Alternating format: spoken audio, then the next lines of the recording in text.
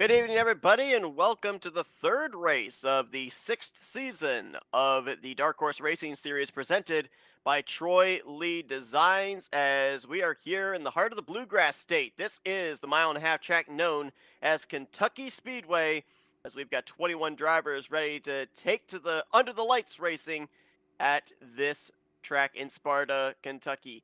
I'm Seth Cole, being joined here tonight. Good to have him back in the booth. He's in the booth and in the car, pulling double duty here tonight, but familiar voice here in the Dark Horse Racing Series, Scott Rankin. Scott, great to have you back. Man, it's great to be back. It's been so long, and I've actually really missed working with you guys. And Seth, I mean, brother from another mother across the ditch. I'm waiting. I've been counting. See how long does it take for us to get a milkshake reference here tonight? So that's Oh hopefully baby, oh waiting in the baby. wings. You gotta But you gotta stir this one up like a milkshake. You can't just settle on these tires. You gotta drive them real cruisy. yeah, I didn't have to wait long. I love it. But You set that one up. That's I your did. fault. I will take it. I will take it. Hey, the crystal ball may come out later on tonight too. Who knows? But I mean, obviously you're in the car here tonight. You were out there turning circuits, testing the limits of what these drivers can do. Obviously, testing the car in the short run, testing the car in the long run. I mean, here this evening, the tracks have been getting relatively smaller in terms of distance since the start of the season. What's some of the things the drivers are going to be struggling with here tonight? Yeah, so big primary is the car's going to feel one of two ways. It will not feel perfectly down the middle. There is just no way to drive a perfect car here at the moment with this setup. What the driver is going to experience is the car will settle into turn 3 and 4 quite nicely for the first 2 or 3 laps. After that, the rear end roll bar is just a fraction too soft, but that actually puts some skill back into the driver's lap. You've actually got to be really, really cruisy with the way that you pick up the throttle after about the 3rd lap on the run. Otherwise, the right rear tire, she's just going to overheat, she's going to rotate around on you, and that's going to be night over. Well, it's time to turn them loose here tonight. 140 circuits await these drivers. So far, 2 races, 2 different drivers have gone to victory lane. As Matt Wagner, the pole sitter for the evening, going to lead us into that Geico restart zone, and we're underway at Kentucky. Yeah, so good restarts initially from Matt. The inside line's going to have a ton of momentum here. We'll have Ravon slinging to my inside. Going to jam it 3 wide here and see if I can get one done on Jeff Shung. Eric Peterson with a crossover early there into turn 3 on Matt Wagner. I'm expecting to see a lot here tonight of what we saw in the season opener. A lot of jostling for position in the early goings, a lot of momentum, a lot of runs, and having to take that momentum somewhere, but not as much banking here in Kentucky as there was at the previous racetrack. So does that kind of come into play into having to pick your moments? Yeah, I mean, it does because the front right tire is not going to grip initially on this run, so you're going to have a little bit of trouble with trying to get the car to turn in, particularly from the higher lane in 3 and 4. Down the bottom, it will grip up, but then the problem you're going to have is you've got too much slip angle, that rear is going to start to sling around on you, so you've got to be a little bit careful with how you manage it. A few guys going forward early on, I think Eric Peterson snagged that lead for about half a lap, and Wagner's taking it back. And you can see our 2 previous winners from this season right there in that shot. They were side by side for 5th. Back in 1 and 2, Rick Ravon winning the season opener at Pocono, Craig Forsyth with the victory last week at Auto Club. And those 2 statistically, with previous starts here at Kentucky, they come into this race as the 2 favorites. Nick DeGroot would have joined that group as well, 2-time winner here at Kentucky if he was in the field here tonight. But I don't know, we've seen a lot of drivers with a lot of speed during the course of these first 2 races as well that certainly look like they could snag a victory. Wagner has been one of those drivers. David Cook right now running in that 4th position. Charlie Teed actually has a couple of podium finishes here at Kentucky also. Yeah, it's interesting. This one's going to be about settling yourself in for the long haul. You're probably going to see both lanes stop it up pretty much the whole way through. We're even going to see 3 wide racing at times. It's just going to be about going at the right times. You've got to conserve enough of those tires to give yourself the option at really, really good long run pace. And right now it's just jockeying for who wants to be in the right spot at the right time. A lot of setting yourself up. I think the big thing that's going on right now is people are just trying to read the lanes to that forced caution. And something you were talking about as well was the cars pushing up there on the bottom. We're still seeing a lot of side-by-side up here, almost 3 wide looking there around the 4th, 5th position. These guys down that inside line, they're obviously having to deal with that push-up sensation. but they're able to hold court there on that inside line, at least for the moment. So, I mean, at what point did they absolutely have to abandon that inside line, maybe move up It's coming up. group and a half? It's very quickly coming up. And the problem here with Kentucky, pretty much your stock car, your regular stock car sort of style racing, there's sort of two lines through 3 and 4, and they sort of converge. Oh, here we go. Oh, man, some contact right there behind you. I think that was Luis Gonzalez Nunez with a little contact between himself and Joe McAdory. Plus up ahead, a little bit of action going on there. The Jeff Heisong machine blinking in and out. That's a little dangerous in the lead group. Yeah, Jeff's doing everything he can to just be safe right now. He's trying to drop back and give himself some opportunities to settle that connection down. It will come back to him. It's not much that Jeff can actually control. I've got the same sort of problem that Jeff's actually has. All the cars are there for me on my screen, and the internet connection's actually to do with packet loss more so than anything else. So he will settle back down. He will get himself back into this race, but he's got to get there first. Gonna be back around now the 14th position. Looks like he's gotten himself into a safe spot. Is at the front. It's Craig Forsyth, last week's winner, fighting with David Cook in the 6th. It was Forsyth versus Rayvon versus Cook last week in terms of pit strategy in the closing stages of that Auto Club race. Cook has been close several times, not only this season, but also last season. Finished a couple of runner-up positions to the eventual champion, Rick Rayvon and Nick DeGroot. But here tonight, might be able to get that first win of his Dark Horse Racing Series career. Yeah, so it's critical. I mean, we've seen strength from David Cook. He's strong at the road courses, very, very talented driver, has the ability to get this sort of thing done at the right times. But it's just about, I think he drives probably a half level of aggression higher than I think he needs to sometimes. And I think he's trying to prove something to someone, to be perfectly honest. I know he's confident in his abilities and the way that he talks to you. Psychologically, he sounds like a very sure driver, but I get that feeling that he just wants to prove something. Charles Teed, in the previous 4 seasons running here at Kentucky, 3 finishes up inside of the top 5. Best finish was 2nd back in season 3 to the eventual champion of that season, Robert Maleska III, and right now he's up in that 3rd position. Charles Teed's one of those drivers that didn't really get out of the gate very well here in the beginning portions of the season. He's 9th in the point standings, 46 points out, so certainly looking to gain back some points here tonight that he may have lost at Pocono and Auto Club. Yeah, and that'll be playing on his mind. I think Tito tonight will be just going, he sort of reverts to this sort of static state of where he's just looking to grab a points finish. He's quite good at it. Right now, he's getting aggressive because he knows he's got the tires underneath him. He looks comfortable. I'm just watching him move his way through the pack. He looks strong. He looks very, very strong. There's sort of a core, sort of 5 or so drivers that right now they look like they've got the option to get up front and run. And here comes Rayvon.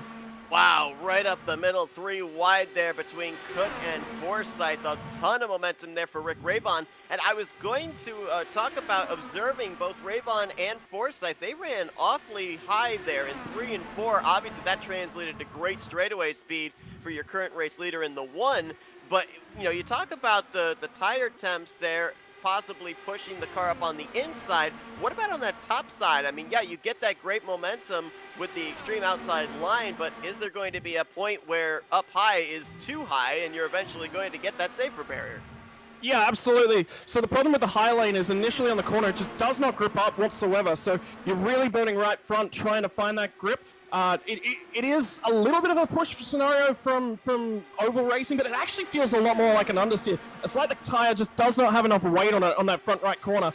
And I'm wondering whether or not it's going to burn out that front right, but maybe that's the way to drive. Maybe that conserves some right rear. We'll have to see as this run develops. Oh, that rear's starting to get saucy. That's starting to get spicy. So drivers are going to have to be really careful with their throttle positioning now. You got Luis Gonzalez Nunez there, the red, white, and green machine, 4th car right now in that lead group. Last week, we ended up seeing him make his first start of the season, finished 14th at Auto Club, certainly not the run he was looking for. He spent most of that race up inside of the top 5 as well, so the finish did not in any way indicate how good of a race he was having, and trying to get his first top 5, top 10 of the season as he looks on at the top trio. And they're going to go double wide, 2 rows deep, looks like here. Cook alongside Rayvon, and then Forsyth alongside of Nunez. I was watching this in practice, too. Saw at one point, I think it was a group of 8 that were racing side by side 4 rows deep, and they were able to hold it for a pretty good period of time. But as we keep talking about, these cars are going to handle a lot different long range run. Caution's out, actually. Brandon Carl has looped it around the front straightaway. That's interesting for how long around there. 19 laps. We're about halfway on the tank. So the long run here is about 38 laps. It is a fairly long run. So we're gonna have to check up to let the pace car by this time.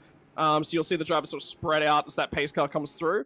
Tires are going to be critical. I expect to see everyone down on pit lane right now because the tires are just wearing so heavily. 19 laps in, good gap in the tank. This will be a no-brainer for the whole field.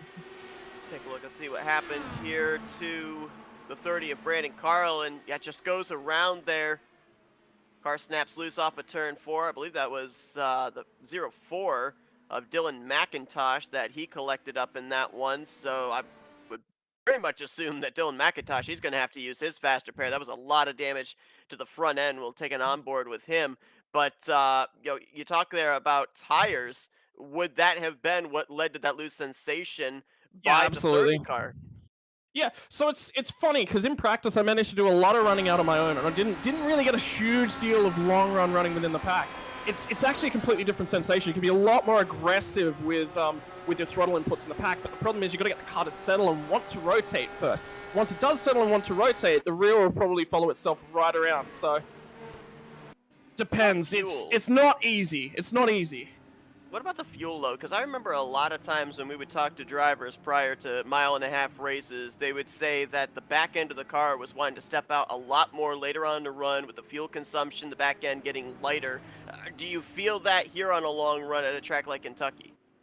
Yes and no. It's sort of, you do feel it. It just sort of exacerbates the effect that you're already feeling from the tires and the load that's going through. So for those of you at home and don't know a huge deal about the IndyCar, perhaps this is your first broadcast, effectively, where the tank is positioned with every car will always affect the way that the car handles. For stock cars, that tank right over that rear tire, very, very big, very heavy cars, so that fuel load doesn't have a huge bearing on the overall weight of the car. What it does do is it repositions where the cars sort of roll. Indy cars, a lot lighter cars, a lot higher speeds, more downforce. The way that they're going through the corners, very, very impacted because the tank, and where the tank is situated in the car, lower center of gravity as well.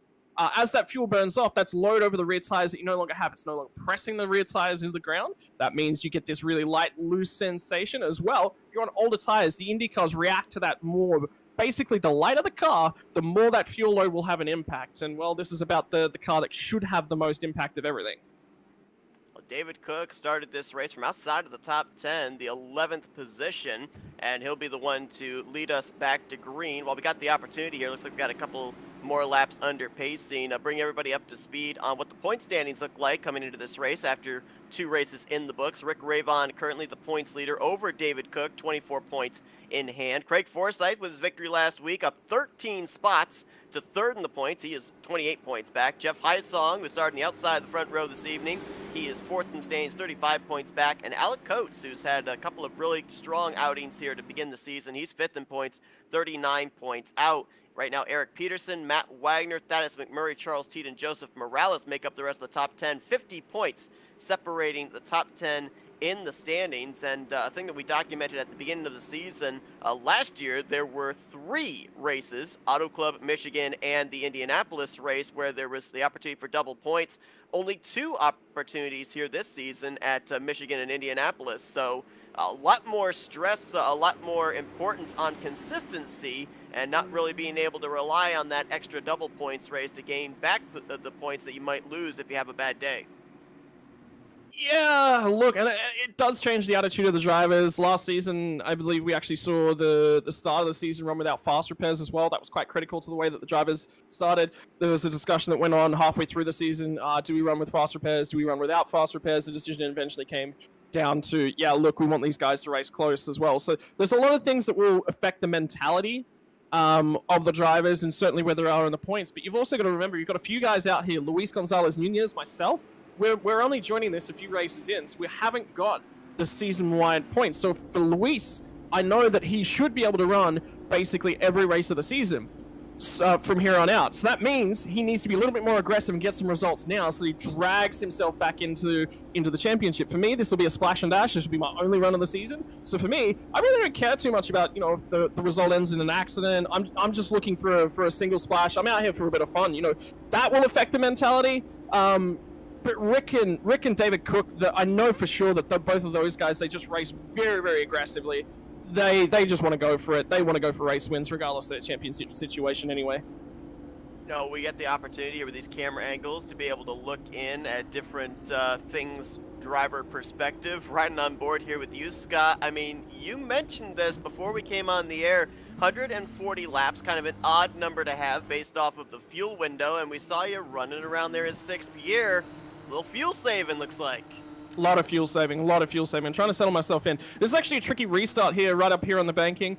Where we are right now, this sort of evens out the fuel strategy. Everyone should be just about on the same fuel strategy, but I still want to have as short a possible pit stop compared to everyone else here.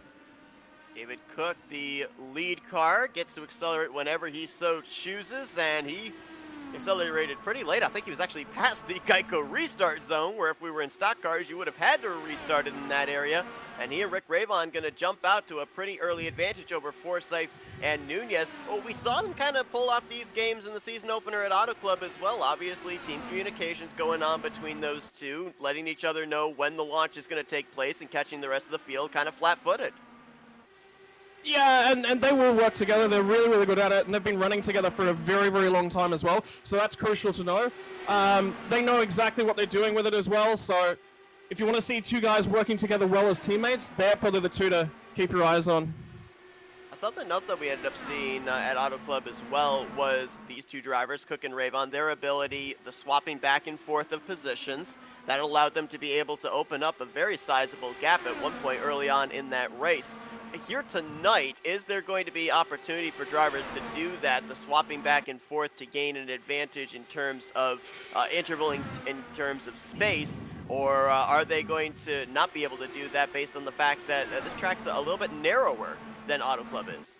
It's not so much to do with the narrow. It's more so to do with the fact that the tires are so much more of an important aspect of the race. So that's going to be the deciding factor. Anytime that it's a lot less wide open and it's a lot more based upon how you pick up the throttle, it's about certainly planning out your runs and being a little bit careful with how you build the runs and where you put the cars at specific points in time. Swap drafting just doesn't fall into that strategy niche. Looking at the pack that you're currently in there, Charles T just ahead, AJ Hobson just behind. At the tail end of this group here in the 9th position is Gary Corley. We talked about that Forsyth gained 13 spots in the standings last week with his victory. Corley lost the most spots, 11 in total, since he did not start last week's race in California. He subsequently is 16th in the point standings, so second start on the season for him and looking to rebound after losing quite a number of points and a number of positions after the conclusion of last week's race. Top so four. Corley will be aware of that. He'll be driving to that marker. He knows what he's got to do. Corley's a good driver. He's got enough talent. I think one of his biggest issues is he seems to find his way into incidents, or he maybe doesn't read the change in behavior of the car early enough, but he's certainly got enough talent to run up front at different stages. Top four broken away right now by about a second. You're part of that second group back there. So, I mean, with that interval, is there anything you guys are able to do in terms of working together to reel in that top four? Or at this point in time, is the interval too great and there's too many cars in this pack that now you're basically just trying to fight it out to see who's going to be in that 5th position? Well, it's just about not fighting each other, not squabbling too much. The instant you squabble, that gap opens up, doesn't close down. So I'm actually looking at Craig Forsyth here. He's the car that's sort of in control of what will happen. And of everyone, Craig Forsyth is one of the drivers that's most aware of the overall race scenario. He's one of the most smart drivers that's sort of going around. He knows when to push, he knows when to fight, he knows when not to fight. So that's what it's about. Teed and I know that I can work with Teed. I know that he's a quick driver. I know that he'll be thinking of the race scenario as well. So that's what I'm trying to do right now, is sort of I'll run up wide here, drop a little bit of momentum. I'm not going to get down in time to shut AJ Hobson off, so I'll let him have the run here, because he's going to pull the whole pack along by letting me do so. So there's little bits and pieces around the track that you just do based upon the race scenario. We're 30 laps into a race right now. This isn't going to decide who's going to win the race. What it will decide is who has a chance to win the race. And if I fight with these guys, if I squabble with these guys, I'm going to make enemies. I can't have my race. A little interesting there. We were riding on board with Teed, leading this second group. He was in 5th gear. So what's the correlation of running in 5th gear as opposed to running in 6th gear here? Because we know that obviously the 6th gear would, I would assume, be the draft gear. That's it, exactly it. So basically, you want to get as low down in gears as you need to get as much drive as you possibly can. The lower the gear, the quicker you're going to accelerate the car. So it's about making sure that you're in the right gear for the right situation at the right time.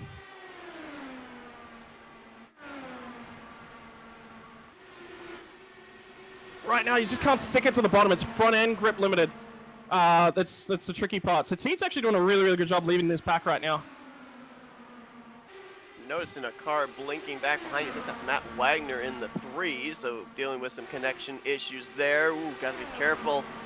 Don't want to have gap whack come into play there as he got pretty close to the left rear tire of AJ Hobson. A little bit further back here, a name we haven't mentioned so far tonight, Andrew Wood in the 64. He had a great run going in the season opener at Pocono. Spent some time out in front in that one, and you see him making his second start here this evening. Right now in the 11th position, trying to crack into the top 10. Matter of fact, you know, there's a lot of drivers coming into tonight that we've seen in the first 2 races of the season.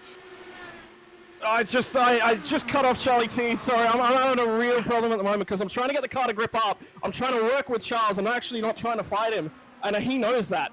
And he just rolled out of the throttle, let me have the corner. It's so critical to let that happen to everyone as well. And I mean, how difficult is that when you've got so many cars in the vicinity too? Because it's like traffic control, having to be a traffic cop and figure out what everybody's doing. Yeah, you've got to keep your eyes down the track. If you're looking at the car directly in front of you, you're doing it wrong. You're very quickly going to hit that car because if that car has to check up and you can't see the cars up ahead of you, you've got no clue what's going on down the track. So it's super difficult. The worst possible thing that you can possibly do is look at the car directly in front of you. I'm generally trying to look 4 or 5 cars down the road if I can. Might have had the 7 of Gary Corley. Oh, he might be going around here. Man, that thing was all sort of sideways, and he is going to spin it on the apron of turn 4. That's below the racing surface, so I don't think it will bring out a yellow. But Corley going to loop it around here, coming to pit road. He actually spun across the commitment line to the left of the orange box, so that would be considered a legal entry to pit road. And I'm pretty sure he spun below the pit road speed, but I think he might have gotten up into the wall in 1 and 2 that led to all of that. Fortunately, no caution flag coming out at this point in time. Well, fortunately, at least right now for the viewers, I don't know, maybe you were in the camp of wanting that caution to be able to reel the top 4 back in. No, we're actually starting to reel them back in. So I'd say the top 4 have burned off their tires just a little bit too much. They're not working together. This next pack, I've been single file for a number of laps here. Let Charlie Teed have it. Oh, there's contact. Wood just couldn't stick the inside line there. He pushed up. So that's what I'm talking about. The 2 lines through 3 and 4 cross over on the exit. And the problem is we're getting a little bit of push, a little bit of unsteadiness. The problem is every single time you're going through 3 and 4, the car feels just a little bit different based upon where you put the car. You talk about that push up on the inside. Now if you get a run, are you kind of forced to have to try the top side on somebody instead, so that way you don't end up pushing up into them and maybe making contact? Well, to be perfectly honest, Seth, I'm actually a top group driver. That's where I prefer to be. I'm not one of these inside drivers. I feel really claustrophobic when I'm down on that apron, so I'm preferring to try and get towards the top side. Now, that's actually working this race, because right now I'm looking for a little bit of group up in that top lane. And the other thing is you get a little bit more time and readability on when that rear end's going to come around on the car. So I think the top group is a safe group. You want to get aggressive, you want to get these passes done, you have to get to the inside at some point in time because I'm defending from the top. Andrew Wood going to complete the pass there on Matt Wagner. Now he'll shift up there to the middle or top side behind the 36 of Eric Peterson. Meanwhile, up at the front, David Cook, Rick Rabon, they continue to swap the lead back and forth, but I think that now, as opposed to last week at Auto Club when they were doing this to be able to pull away from the rest of the field, they're not losing Forsyth or Nunez and Teed, Hobson, yourself, Andrew Wood, they're all starting to catch up. I think what they're doing right now is they're trying to make sure that they're going to be able to come to pit road at the same time. When you're out in front, obviously, you're using up the most fuel, so they're giving each other a little bit of draft here every now and then to keep themselves on the same fuel numbers.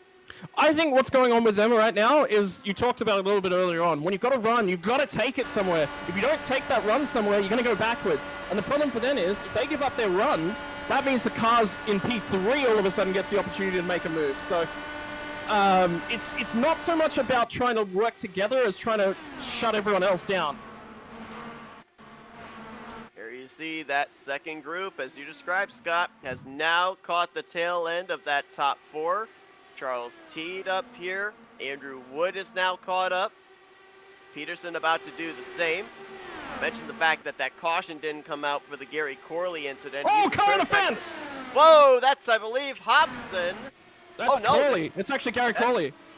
It is Corley, the lap machine, who had returned back to the track. We were just going to talk about him, and I think he might have caught the catch fence there down the back straightaway.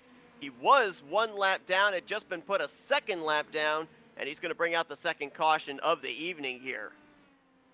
Yes, that's a huge incident. The big issue for a lot of these guys is I saw the car bounce off and ricochet down the bottom. I knew he was coming back up, so I'm trying to time when I get to him. So I'm lifting out of the throttle. When am I going to get by that spinning car, and where am I going to have the most room to get by him, and then time that throttle perfectly to sort of get by him. That was a crazy one. I'm pretty sure Corley was running in between 4th and 5th position as a lap machine at the time. I think I saw him just at the tail end of that top 4. And you'll see here what exactly happens. Yeah, that's Nunez just up ahead, who was running the 4th position. Oh, and he's actually going to get Nunez in the left rear quarter panel. That hooks him down the racetrack, and he got someone. I think that was AJ Hobson in the 63. Yeah, that wouldn't surprise me. It was right about where AJ Hobson was in terms of the running order of things as well. So it would not surprise me if it's Hobson. Hobson will take a good look at his car here. He won't be all that keen to take his fast repair just now. He'll be thinking about it though. If he thinks that he hasn't got a choice, he'd be talking to, I believe, Peterson was just up ahead of him. Peterson will be giving him intel. So Peterson would have had taken a good look at his car right there and gone, yeah, no, you have got damage. No, you haven't got damage. Get in and get that fast repair. Worst comes to worst, if he's not sure, he's just got to take it. You don't have a choice, because if he's got too much damage, this race will end before he gets that opportunity. Well, Corley is not going to be able to take on his fast repair, because when we saw him come to pit road previously, he took it on then. So that's pretty much day done for the driver of the 7. Looks like he has now just been pushed back to the garage area. He's going to join Brandon Carl in the 30 back there. Carl went back to the garage area about 30 laps ago. So I just had a look. Jeff Highsong dropped a ton of spots then, although I don't think he was up. I think that's just pit lane where he was in pit lane. Somebody's dropped a spot, because I came into pit lane in P10 and I've come back out in P9. So somebody's dropped spots. I'm not 100% sure who. This is an interesting opportunity. I believe that's Luis Gonzalez Nunez. So he would have caught that one, and he didn't toggle his fast repair on. He may have to come back down pit lane. Yeah, we're going to go on board here with Nunez. Look from the rear of the 14 car, and the contact between himself and the 7 of Gary Corley. Now Corley, he got a huge run on Luis Gonzalez Nunez, but we have to bear in mind as well that Corley had come to pit road, he had taken on fresh tires, so there's a huge difference in the fall off between tires that are 20 to 25 laps old and tires that have just been put on. That's why a lap machine got such a big run on the car that was running up inside of the top 5. Yeah, so there's a couple options for the drivers running in and out here. You got to remember that the cars that are at the lead end of this pack, why do they do swap drafting? What is the whole purpose of swap drafting? You're giving up a spot to a car. Why would you ever do that? The reason that you do that is momentum. The car behind gets a whole bunch of momentum. Why are we talking about that here? We said swap drafting may not necessarily work, and it's because the opposite works in this case. If the lead cars of the pack aren't swapping all the time, you may see somebody, and I'm going to probably pick Matt Wagner's generally the guy who will try and short pit, is that he's going to come to pit road early. He's going to do what we call an undercut within the road racing world. Anyone who's familiar with Formula 1 will know all about over and undercuts all the time. You'd see a little bit over it in stock cars, but it's a lot more prevalent within Formula 1. Now, he'll come to pit road, he'll run those 2 or 3 laps as fast as he possibly can, and his goal there is to be on fresher tires for a longer period of time and clear the pack. He doesn't want people getting back into his draft. So if he can do that, that'll give him control of the field. A well-timed yellow comes out, all of a sudden he's got complete control. looks like we're not going to have a lucky dog here under this caution. Gary Corley would have been the free pass machine had he not been involved in the incident. He's back in the garage area. The only driver right now that would be lucky dog eligible for future cautions would be CJ Holloman. He's right now 3 laps down in the 19th position. And for the drivers so far that are still running that have used their faster pair, there aren't many of them. Holloman is one. The other one, Dylan McIntosh, who we saw get some pretty good contact earlier on in the race when he and Brandon Carl got together. So, we're about more than a third of the way through this race now. Most drivers have the faster pair intact. And, you were running over some fuel numbers with me here before we came on the air. We're going to be going back green somewhere in the vicinity of about 90 laps to go. So it looks like 2 stops from here to the checkered flag. Yeah, that's it. 2 stops. And for both of those stops, I'm coming on lap 30. I don't want to run any longer than that. The tricky part is, do I come at the first time around? Do I come early? I think the first time, if we get a green flag stop here, I've got to run the tank dry the first time. The risk is just a little bit too high that we get those yellows. Look at where we're getting the yellows in terms of the runs as well. First one about 20 laps into the run. Second one, 25, 30 laps into the run. So we're starting to push towards that number. If I come early now, I get trapped a lap down, race basically over. I've done the short pit strategy, trying to get ahead, trying to be aggressive, and it hasn't played out my way. So the first time through, probably going to run the tank dry. The second time through, I'm pitting early. I'm splitting that last run in 2. I want to give myself the best opportunity of win. I think that's what you've got to do here. And we saw last week when Craig Forsyth took the victory at Auto Club, it was on fuel strategy. He was on fumes when he came around to be able to do his victory. He was out. Burnout. He was actually out. I was talking to him. Yeah. So, so we're looking here tonight more than likely at the tires being more prevalent than the fuel from what it sounds like you're saying. Yeah, the tires are the bigger part. Obviously, you need to have enough fuel to get yourself home, but tires are just so crucial. Like, it's really, really difficult to hang on to these cars in the long run, so you've got to set yourself up early on terms of that strategy.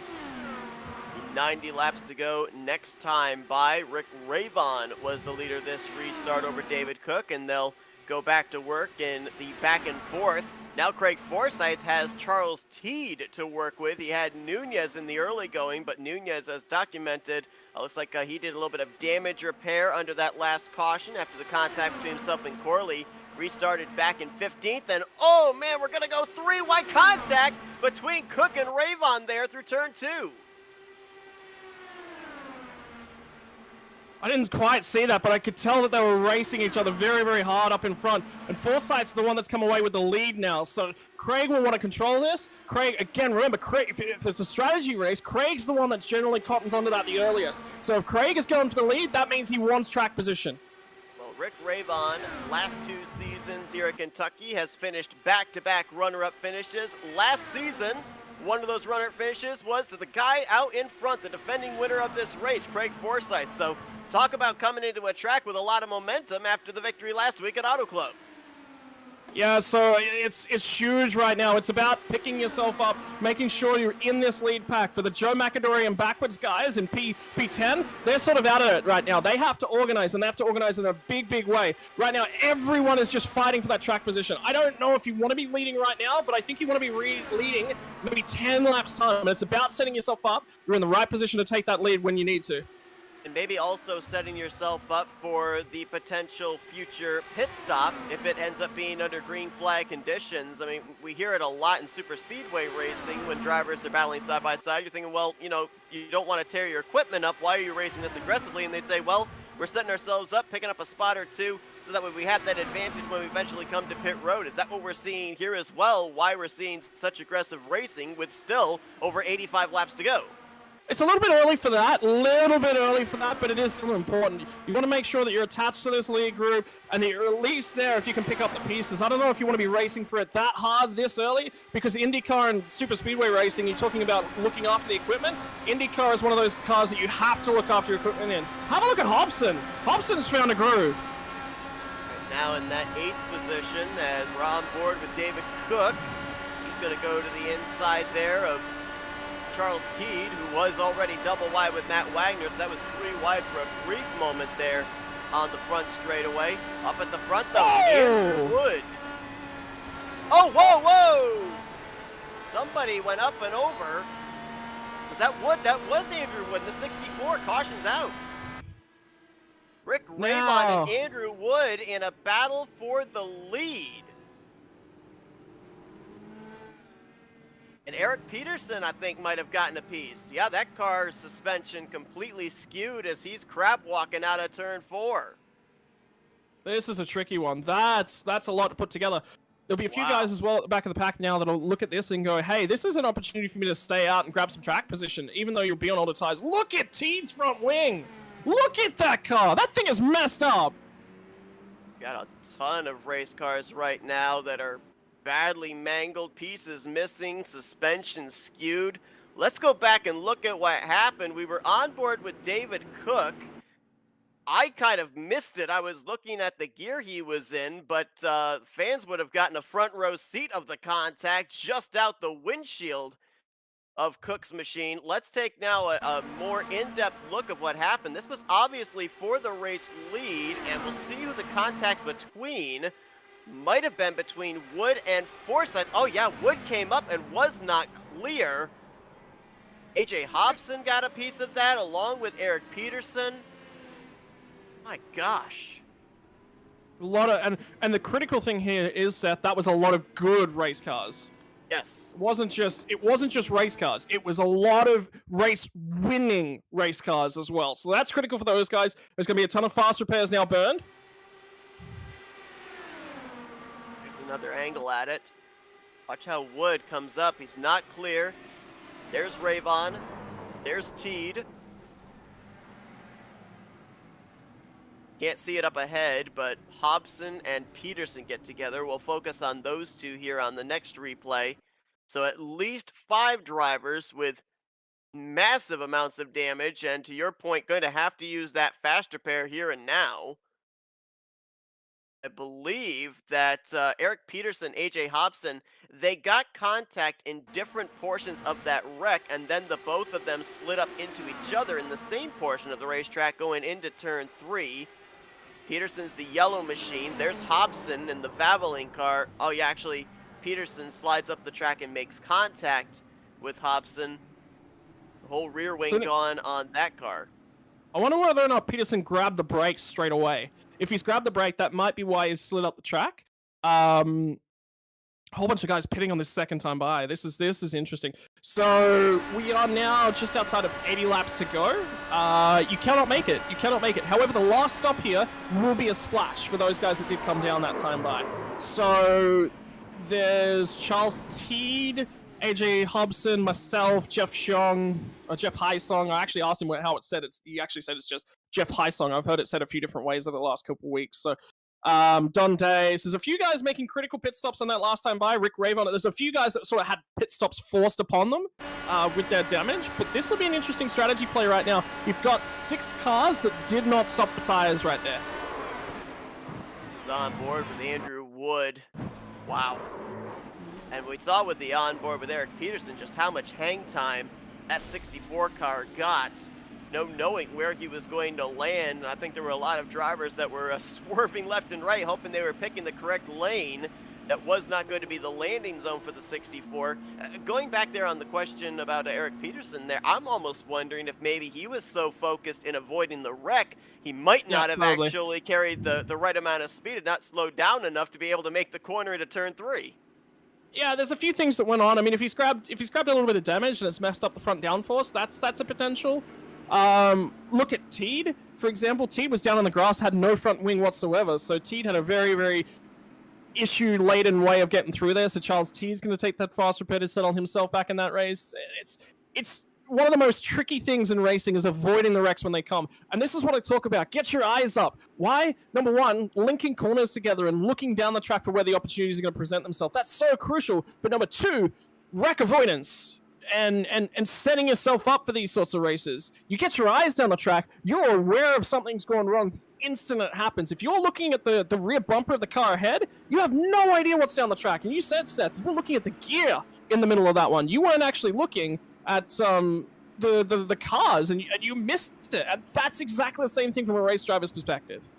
Happens so fast, and people have to remember, too, you can't see the telemetry here, but these drivers are going anywhere from 210 to 215 miles per hour around this 1.5 mile racetrack. So it is blink of an eye action that's going on, and your reflexes have to be exactly the same. You talked about the faster pairs. Yeah, there's a bunch of them here after this one. Andrew Wood, Charles Teed, AJ Hobson, Rick Ravon, Eric Peterson. They have all taken faster pairs on. So to your point, really fast race cars now have their mulligan taken away, and we haven't even reached halfway in this race. So now we saw some pretty aggressive racing there on that run. Do things settle down now, especially for those half dozen drivers? Because the last thing they want to do is ramp the aggressiveness back up again, put themselves in the same situation, and end their night early. Well, the other thing is, they're also going to get aggressive and get some track position back. So you'll see Ravon won't change. Ravon will just go for it. That's the kind of driver that he is. So Green here we go. flag back in the air. Craig Forsyth, the defending winner of this race, gets us back under the green. Matt Wagner, David Cook, Thaddeus McMurray, and Alex Coates were the top 5. A big opportunity here for the 37 of McMurray and the 10 of Coates up inside the top 10 in the point standings. All of a sudden, they have found themselves with good starting track position. Yeah, there's opportunity for a ton of drivers here, particularly drivers that are around, say, Rick Ravon. Watch what he's doing. Why is he driving the way he is? How is he generating speed? How is he going to make these overtakes happen? Going to go around the outside of Don Day. Next on his hit list of drivers left, the 312 of Joe McAdory. Rick restarted back in the 14th position. He's already now battling for 11th spot. Just a couple cars behind him, Andrew Wood, Eric Peterson trying to do the same. You're going to see a lot of swapping around up ahead. Look at Ravon cutting his way through the pack. He's already up to 12. He knows how important it is. But the problem is he's lost the draft to the packs ahead now. He's out in no man's land. So it's going to be critical for him to see how quickly he can catch the pack. Thaddeus McMurray having some connection problems up here in this lead group in the 4th position. See some slicing and dicing around the Luis Gonzalez, Nunez, and AJ Hobson machines. This is for spots just outside of the top 5 as Hobson pushing up a little bit there, almost into Alex Coates, our runner-up finisher from Pocono. Gee whiz. Wow. So somebody just checked up. Somebody checked up. I had to take avoiding action. So does Gonzalez, and Teed was just there. He had no idea what was going on. Yeah, I caught that just barely on the left side of our screen going into turn 1. Close to making contact there, and again... Well, Teed and I made contact. And again, to the point I made, not even when a wreck takes place, but just the action of the cars dancing around from lane to lane. The movements have to be on a dime. They have to be laser quick. Yeah, it's wiggling, and again, you're trying to predict all of these sorts of things as well. So remember, we've got cars that are on older tires, cars that are on fresher tires. Everyone's trying to fight. Everyone's trying to take that run somewhere. We talked about that a whole bunch of times, you know? Matt Wagner picked up his first top 5 last week at Auto Club, was in the conversation for the victory back at Pocono, but contact between himself, Rick Ravon, and Craig Forsyth took him out of the running of that one. He is trying to gain back points as he is 7th in the standings, and he now is out in front here at Kentucky. David Cook, Craig Forsyth going to mix it up for the 2nd spot as we've got, looks like 8 drivers up in this lead group. No, 9 drivers actually. No, actually it is 8 drivers. Charles Teed, after that checkup, he is way back. Actually, it appears he's got that damage. Yeah, he's got right side damage. Yeah, that's exactly where he made contact with my car. So that's such a, he has no idea that that's happening on his high side either. There's nothing he could have done, and he's already burned his fast repair. That'll be night over for Charlie.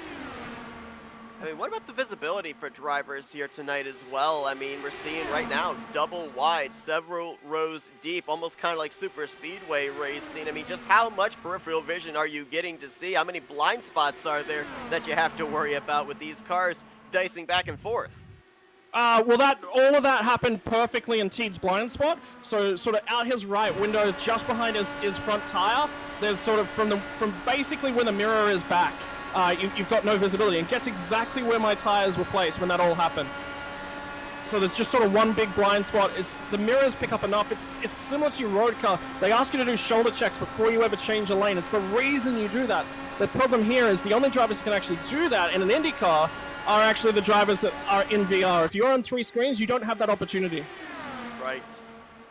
We're on board there with AJ Hobson. He was running behind Thaddeus McMurray, who a couple of laps ago got his left sides down on the apron, started pushing up the track a little. He's now falling towards the back. Alec Coates going to swap from top to bottom. He's going to look for the 4th position on Luis Gonzalez Nunez. And up at the front, Matt Wagner, David Cook, side by side for the top position. That's Wagner on the outside, inside line David Cook. And Craig Forsyth looking to see which lane's going to move out of turn 2.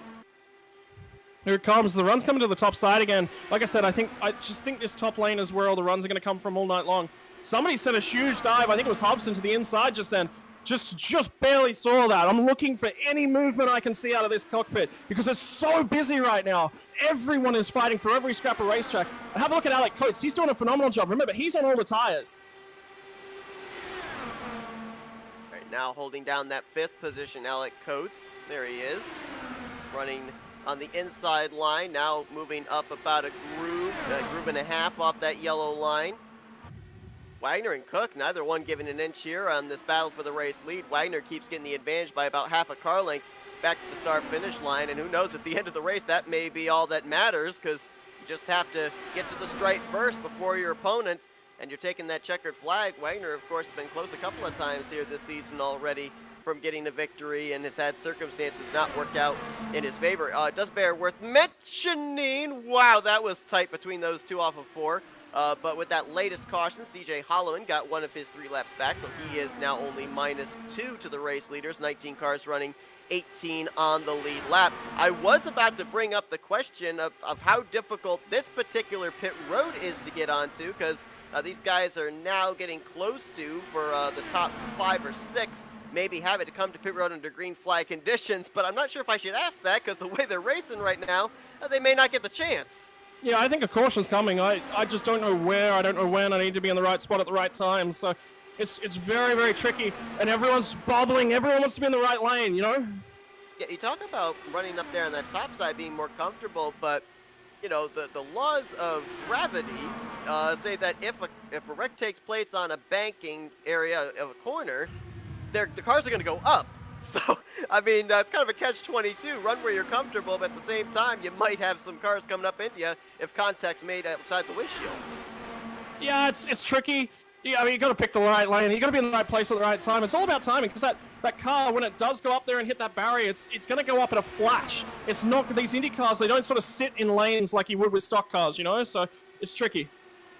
Credit to David Cook. He has been able to hold that inside line for the last 5-6 laps. He now has to give way to Matt Wagner, who will clear for the race lead, but David Cook kind of showing that you may not be able to complete the pass down there, but you can certainly keep the battle going for a number of laps. He's going to go back down there to the inside line on Matt Wagner once again through 3 and 4. It's interesting. So the cars and the way the rip has sort of come to the track, it has actually settled a fair bit out now. So it's not as unsettled on the inside line. The biggest thing right now is aero washes. I'll just experience a whole bunch of that. Have a look at Rick Ravon, though. He's actually closing in on this lead pack. Oh, what a move from Hobson. Wow. That was sick. He timed that perfectly. That's Riding perfect on board driving. with you. So we saw that move right across the nose. Now I'm watching here. You're fluctuating between 5th and 6th gear. So what's the strategy there on the downshift, upshift? Again, looking for drive. I'm just trying to make sure that I'm maximizing the power band of the engine. So it's very, the problem is I can't stick it to the inside right now. I'm actually having a lift. You see how quickly the cars sort of close up in on each other. So I'm actually back to 4th at the moment, trying to get the drive from the car to rotate, but at the same time trying to get the car to settle. Whoa! And there goes David Cook in the 6. I gotta stop going on board with cars, because all of a sudden wrecks are taking place outside the windshield. Caution out. David Cook in what I believe was again another battle for the race lead. And you can hear the sigh of relief there from Scott Rankin, who was right in the thick of having to avoid that flipping 6 car. Well, that green flag pit stop didn't have to happen. Oh my word, the heart's going though. I think I'm awake. Let's take a look and see what happened here with Cook. And he gets a run on Matt Wagner down the back straightaway here. We've seen him do this quite a bit here in the last 15 to 20 laps. And, looks like he tried to clear himself across the nose of Wagner. And Wagner was into the back end of him. The two of them make some pretty extensive contact, and that just shot David Cook straight up to the safer barrier. That's a second wreck we've had up towards the front where it's really just kind of been a game of inches of a driver not being quite clear. Well, have a look at the move. You saw the onboard footage of my move. I actually didn't think that AJ was clear when he dived down to the inside, but he worked that perfectly. It is inches. It's in the metric system. It's centimeters. It's millimeters. There was nothing in that move, but that's perfect. That's what it's all about. It's knowing exactly where the runner's coming from, how quickly you're approaching somebody, and how exactly big your car is. And he timed that perfectly. And here's just an example of one that's just going wrong. Just barely misses. At the same time, you're fighting with the car, you're fighting with the grip level. When you're racing at this level, you are right on that level of grip. There is no margin for error, or next to no margin for error. Sometimes you've got a little bit of a wiggle that you can catch it, but if you have to bail out of that throttle because something's not working, 3 cars behind you, there's going to be an accident because they can't see you having that moment. David Cook, his car comes to rest down there on what would be the front straightaway of the Legends Oval in the infield. Driver I'd be a little bit concerned about right now whether he got damaged or not would be Craig Forsyth. We're going to ride on board with him, see if indeed there was contact made. Ooh, it's hard to tell because there is a point where a car, we've seen this before in previous seasons for the Dark Horse Racing Series, where if a car is flipping, there may be a brief moment where you can actually warp through their car and receive no damage. I didn't see any front-end damage there on the front wing or anything for Forsyth, and it looks like he's returned to the track without taking on a faster pair, so it may have been one of those cases. He may be okay. He may just be okay. You know, there's no issues. So who knows in terms of Forsyth? I mean, Forsyth obviously operating out of Canada as well, so there's a little bit of that connection differential. In the same way that I'm racing out of Australia, you know, the geographical distance actually plays into your connection a lot more than you would realize. Yeah, Craig gets quite lucky in terms of accidents going over the top of him quite a lot, so I think he's actually okay. Oh, and McIntosh out in front now. 23-lap old tires on the 0-4, but he's going to lead a couple of laps here this evening. We'll see if he's going to actually lead us back for the restart. He'll have the fresher tires behind him of Matt Wagner, Craig Forsyth, Alex Coates, and Luis Gonzalez Nunez. It's going to be the completion of the top 5, and CJ Holloman, these cautions continue to aid him again back onto the lead lap. That's another lap added back as the free pass machine. He's now 1 lap down. Got to have 1 more caution, and he will be back on the lead lap. It's going to take me a long time for him to be able to get back in the lead lap, but it might be back in the lead lap when it counts the most.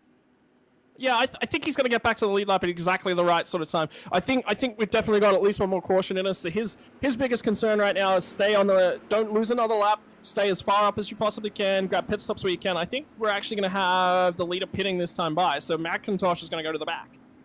Now, I know that we ended up obviously having some pit stops come into play, but for the most part, it looked like a lot of the drivers, when they came down pit road, they left in the spots they came down in. And we saw a number of drivers lose track position being involved in the 3rd caution of the evening. AJ Hobson, Rick Ravon, Andrew Wood, Eric Peterson. The highest driver to get closer to the front on that run was AJ Hobson. He got up to 6th. Ravon got up to around 7th. Wood was up to 9th, and Peterson up to 11th. So they didn't get immediately up to the front again, so it'll be interesting to see here with David Cook, who did manage to stay on the lead lap, though he has taken on his faster pair. He's going to be restarting back in 15th, so while I wouldn't have thought it, just based on the fact that on the first run, saw drivers that were in the latter half of the top 10 or just outside the top 10, up in the top 5 for the first restart, track position here in the late going, it looks like it is more prevalent than I expected. Yeah, I mean, yes and no. Look at where Ravon came from, though, under that last green flag period. He was back about 14th, 15th. He's now back up to P7, so he's halved his position. That means next green flag run, he's got the opportunity to get to the lead. It completely only changes how this race is run. For Rick, he's just run a whole bunch of laps out on his own, so he's got to be aware of that. He's got to adjust how he's driving that car and whatnot as well. So, look, this run, I think, is probably going to be the most important over the final run, because this run, you've got so many cars. Just about 3/4 of that lead pack have had to come to pit lane, take their fast repair. So they're now out of sequence. Let's see what happens here. Yeah, we're going to be getting a restart here with a little less than 60 laps to go, so might be splitting this final run in half in terms of a potential green flag pit stop if we see the green flag from here to the end. This will be interesting. Remember when those cautions have come, though? I think you've got to run it out. It's just too risky. Of course, too, we talked about the fact that the tracks have shortened in terms of length. We had the 2.5 mile Pocono Raceway opening up the season, 2 Mile Auto Club last week, and now the Mile and a Half Kentucky. You come to pit road here under green flag conditions, you're definitely going to lose a lap. So to your point, I think you're right. Run the risk of going as far as you possibly can get on fuel. And we're getting the tracks even shorter when we go next week to the Magic Mile at New Hampshire Motor Speedway. Oh, it's Matt Wagner. Whoa, what an avoidance there. We need a heart monitor on you, I'm just saying. Oh, my word. I don't know how many heart attacks I can take tonight. My goodness, Matt Wagner, hard impact into the inside wall. He came up and got somebody, might have been Hobson or Ravon. It was someone just behind you. And caution's going to fly for the 5th time tonight. Another front runner collected. Our last 3 cautions have been involved in contact up inside of the top 3. Yeah, I mean, it's all about track position up there. It's about the lane that you're in. It's about the run that you've got. Look who's got the lead now. Alex Coates, a runner-up finisher from Pocono. As here's a look at what happened. Well, looks like, well, for lack of a better term, looked like Matt Wagner may have just gotten run over by the 27. Did push up there off a turn, too. We'll get another camera angle here, but so it looked like Forsyth could have cut him a little bit of slack there, but we'll see.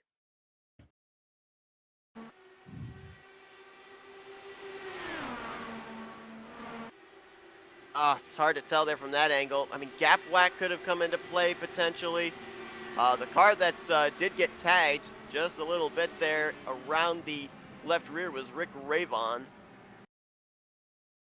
Might maybe have to get ourselves an aerial view to see if there was space between the front of Craig Forsyth and the rear of Matt Wagner. Even then, we may not be able to completely distinguish. Here it is. Oh, nope, there's no gap whack there. There's definitely contact. I mean, to Forsyth's credit, it looked like he did try to lift a little bit there. He was pushing up towards the outside wall.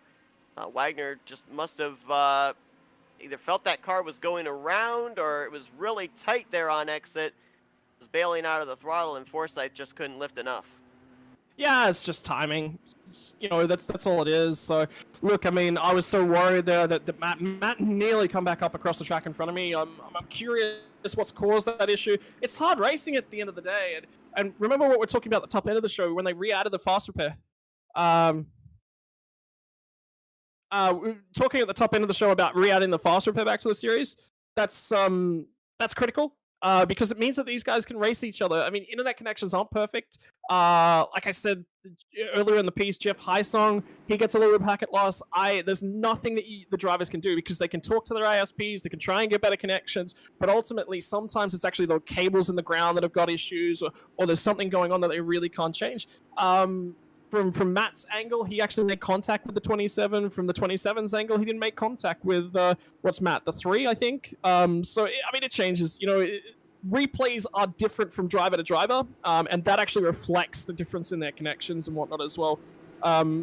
Ultimately, the Indy cars are actually one of the worst cars for gap whack-based incidents, and the reason for it is a mix of the speed, a mix of the closing speeds due to the draft, and how close the cars actually need to race against each other. And the other problem is they're so fragile. If a stock car gets a little bit of gap whack in it, it'll drive off. It won't be 100%, but it'll generally be okay. But for an Indy car, that's race-ending damage potentially. So this is literally just the worst of worst circumstances. Yeah, what about the hitbox too? I mean, is it completely accurate with what you're seeing in terms of the race car and the space it takes up, or is there a little room for error there where it may not look like you're making contact with that particular car, but like you said, with the differences of internet connections and whatnot, you actually are making contact with them? It's quite close. I won't say that it's perfect. I think the hitbox in most of the cars in iRacing is a little bit bigger, so I think it's blanket across the board. In that the hitboxes are quite close together, but not perfect. So But the thing is, I'd rather have that. And as a driver, you're not jumping into this and this is your first ever race and you've just jumped out of a real life car. These drivers know what these cars look and what these cars feel like and exactly how big they are. Look at what Hobson was able to do a little bit of that 10, 20 laps ago with the move that he made. He knew exactly what the hitbox was. So yeah, even though it doesn't perfectly line up sometimes in the way that the cars interact, the drivers are aware of that. The drivers know exactly where they need to position their car. And look, sometimes I'd have to have a look at that one back because it's not like Wagner and Forsyth to come together. Both of those guys have raced each other for extended periods of times, very, very close together. They know each other very, very well. So they'll talk about that one after the race. I'd want to have another look at that one because it's very unusual that those two drivers will come together. Well, as you mentioned, fortunate for these drivers, the ability to have that faster pair to fall back on. Matt Wagner obviously using his faster pair at this point in time, working our 5th caution of the evening. We're going to go back green flag racing, looks like with about 51 laps to go if my math is correct. All 19 cars that are running are now on the lead lap. CJ Holloman got that final lucky dog that he needed, so he will be back on the same lap as the leaders. And by my last count, only 10 of our remaining 19 drivers have their faster pair available to them, including the guy that's about to bring us back to green, Alex Coates. He's got Craig Forsyth, Luis Gonzalez Nunez, Scott Rankin, AJ Hobson. That's the top 5 here as we get ready to go back green. Pretty much everybody stayed out under that last caution. A couple of stragglers near the end of the field came down pit road to maybe top off the fuel tank, but these drivers still know there's one more stop till the finish of this race. 100%. And now, with how late we are, you got to stay out now. There's just no question. It's not even going to be a green flag stop. I think everyone is going to take this to full distance this time. Talk about the cars feeling light. I mean, there's a lot of banking to be able to lean into through the corners. But then when you're coming to pit road, you transition from the banked turn 4 to a flat apron. I can't imagine with the difficulties we're seeing with drivers out here on the banking with the lightness of these race cars, what they're going to experience if they have to make green flag pit stops here on, let's be honest, what's going to be the money stop. Yeah, it's left front. You're going to lock that left front no matter what you do. So the drivers will wind their brake bias a long, long way back to try and get it done. Have a look at this move from Forsyth. Going to take the lead here from Alec Coates, going to clear him before they even get to the center of 3 and 4. Coates will slot back to second. Nunez showing the nose left. Now he jumps to the top. Leaving the door open there for you. Scott sticks his nose in there. He's going to try and go for 3rd place. Maybe be able to get a 2 for 1. Alec Coates alongside of him, following in the draft of Forsyth. Behind them, you got Rick Raybon and AJ Hobson trying not to lose touch with the top 4. Yeah, so it's really, really tricky. Because remember, look at that run that Luis has now got to the top side. He's got enough momentum. I don't think the draft is going to stop it. So Luis has now chopped me off. So now it's, I was going for P2. I was potentially going for the lead. Now it comes back to me. Kind of a move that a driver would make on fresh tires.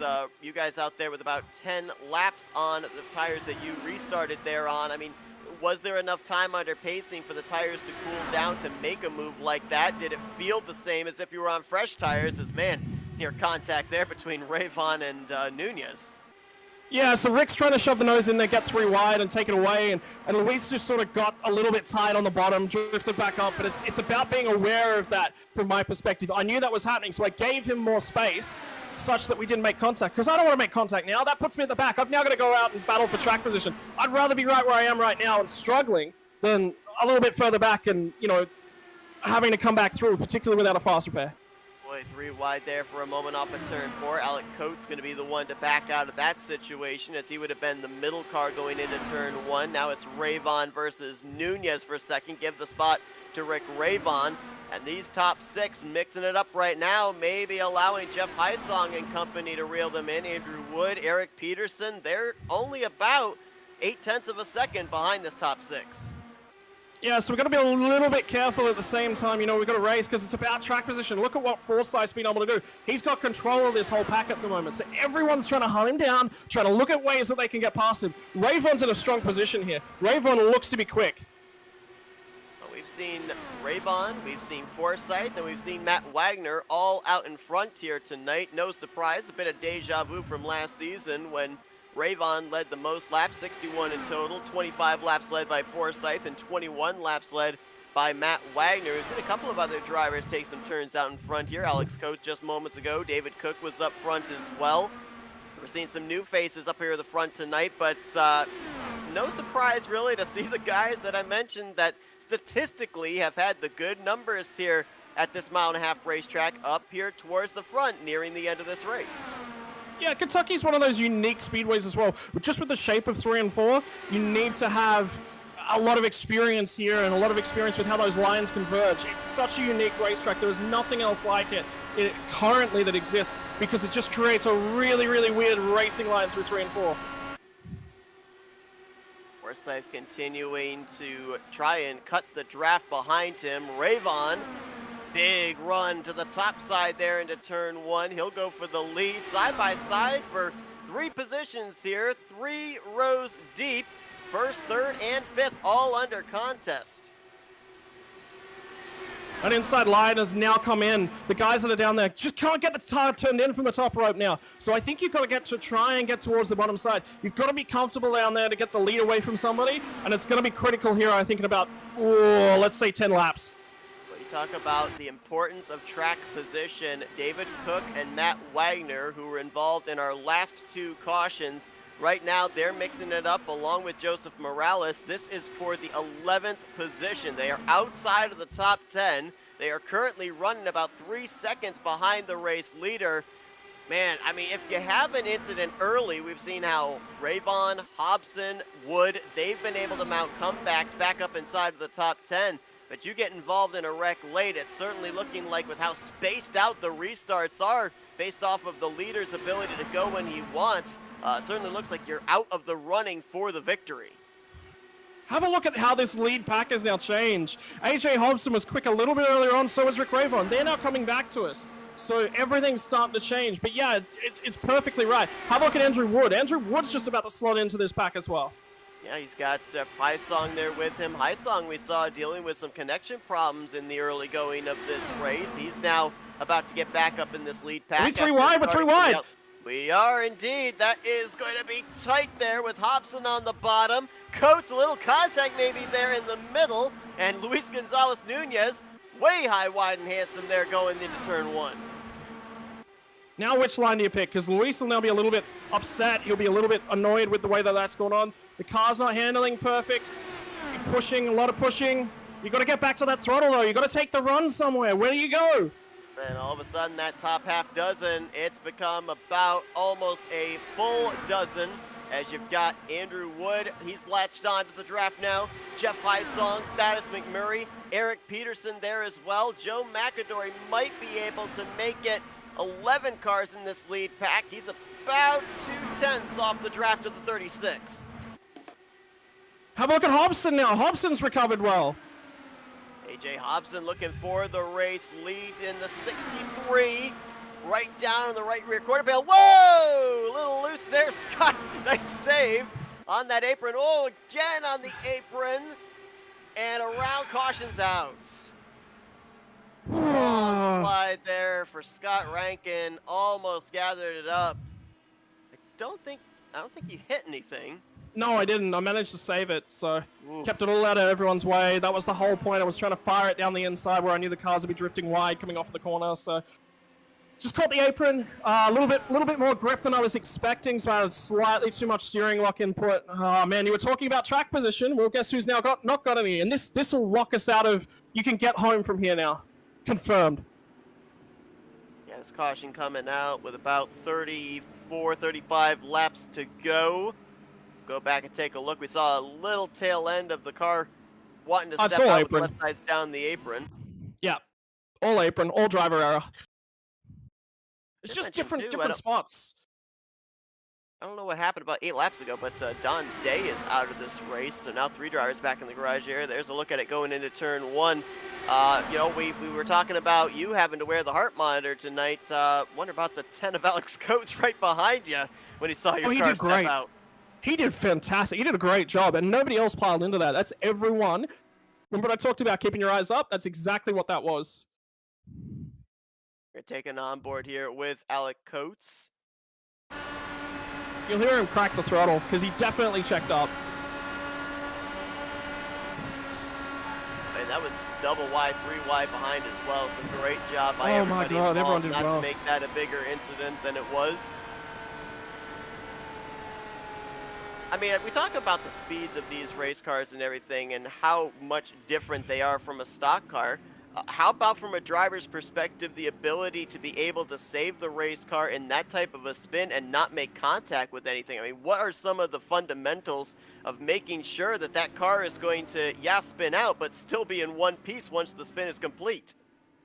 You've got to manage the throttle and the brakes. So the first and most important thing is to make sure that you're firing it into an area where cars aren't going to be transitioning. A lot of the time, you can't really do that. What's going to happen as well, the car itself compared to a stock car, if you wiggle the car left and right in a stock car, normally you'll actually see whenever you're turning right, you'll actually see all the weight come off the right front corner of the car in a stock car. Indy cars, very, very stiff, very rigid, single piece body structure. They don't have any of these major sort of anti-roll bars. There is a little bit of anti-roll bar structure because the cars do have to handle a lot of pressure. But because of the construction and because of the design of them, they're very stiff. They transfer. What that means is that the weight gets transferred when the drivers put their foot in the gas, transfers the weight back very, very quickly. When you jump on the brakes, transfers the weight front. It's all nearly instantaneously. The problem with that is any sort of weight transfers with a wiggle, they happen incredibly quickly. You have next to no time. So you need to be aware of what the car is doing and what the car's going to do in the next sort of half a second immediately. That comes to the driver courtesy of the wheel. The better the quality of equipment that you are on in terms of sim racing wheels, the more quickly that you can read something like that. When I first started racing, there's no way that I'm catching a slide like that, ever. That's because I'm in an older style of wheel. The firmware is not really there. The weight in the wheel, a lot of it comes down to the force, because different graduations of force gives you different things, and the more there is a gap between two levels of force, the more you can read it as a driver. Visually, I'm looking for different bits and pieces. I knew that something was going to happen there. The car was going to get really out of shape because I've touched that yellow line. I know that the car's down there. It is an incredibly difficult thing to save. The drivers that are capable of saving these things after a slide are some of the best drivers that you're going to see on iRacing, because you do not get any time whatsoever to do that. I've seen Craig Forsyth say things. Hobson's capable of it. Nunez, Ravon, Wood. Wood is a very, very good driver, very talented driver. He is able to drive this thing in a slight slide sometimes and still keep the car underneath him. He's very, very talented, and it all comes down to quick handiwork, but at the same time, your level of equipment really helps as well.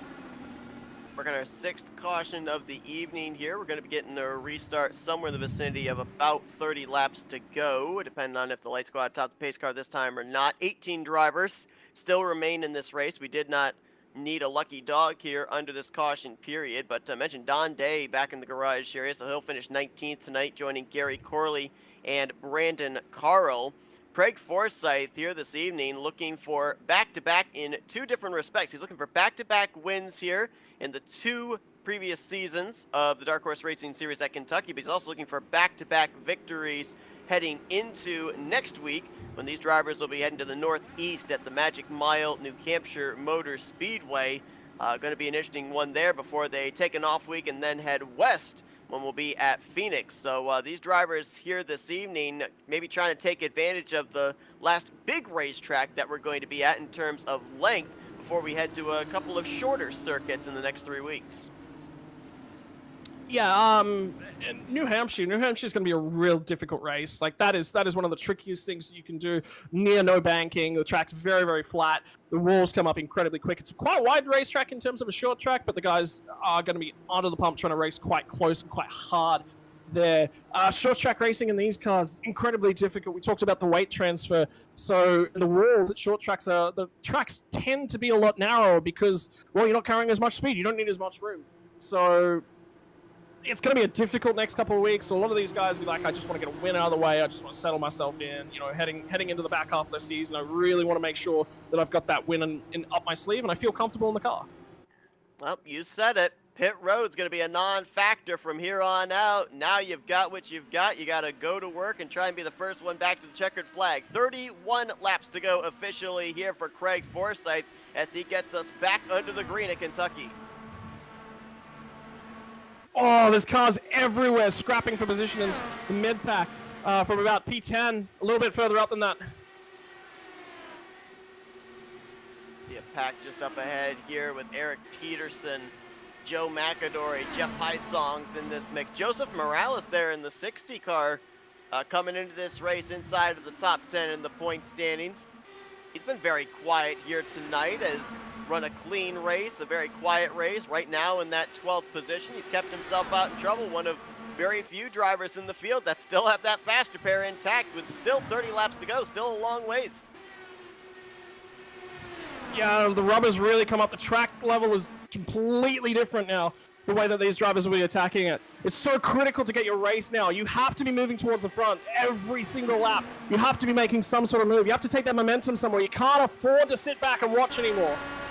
Riding on board with Eric Peterson, that bright yellow 36. There he makes the move on David Cook. That's going to be for the 7th position.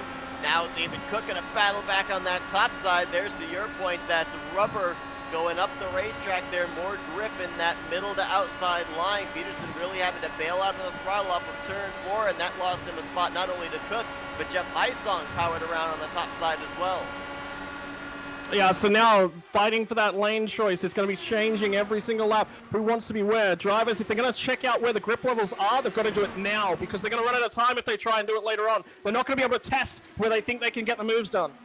Rick Ravon back to the front after he was involved in a wreck, lost a ton of track position. He's side by side with Craig Forsyth, the 2 previous winners on the season, duking it out for the race lead. You've got Hobson, Wood, Nunez. They're all looking for their first win of the season as well. They complete up the top 5 with Alec Coates. One thing I'm kind of thinking about with that point you were bringing up about the rubber going further up there in the groove, does that mean if you're the 2nd place driver and you're planning on making a move for the race lead, potentially the race win, are you gonna have to do it on the top side? Are there no options on the bottom now? There will be options down on the bottom. There absolutely will be options. But if you're a smart race car driver and you're leading this race, you're going to shut those options down because it's so much quicker to get down there. So the drivers that are in the lead, for them, ultimately, I think to get this job done, it's going to be a 3-car effort to actually get the lead away from potentially Rick. It's going to have to get a couple guys working together, and I just don't think they exist. Craig Forsyth gonna leave the middle lane open, and AJ Hobson's gonna stick his nose in there. Ravon was way up high down the back straightaway, so he won't be in the conversation for the race lead, at least off of 4. He's gonna be side by side with Nunez for 3rd place. Forsyth still, though, got his front wing back to the start-finish line, led that lap as we're almost 3 wide for 2nd. Almost contact there, and we've got Coates hard into the wall there on the back straightaway. Caution will wave yet again.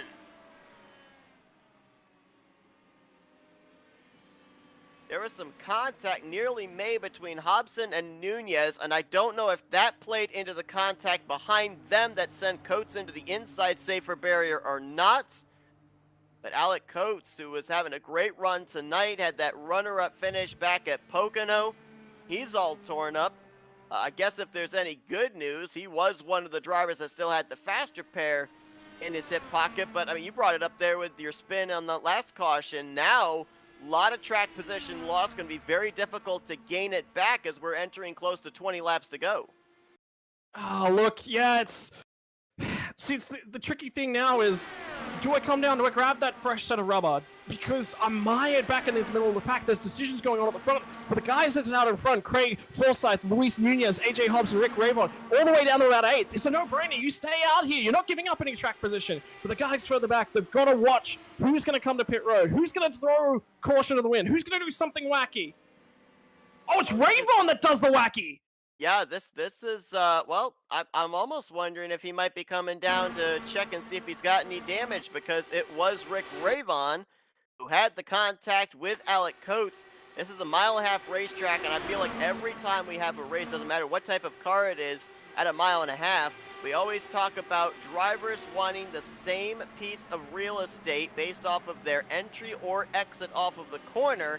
And I think that was the case there. Ravon, he was turning down low to be able to pick up the draft of the car in front of him down the back straightaway.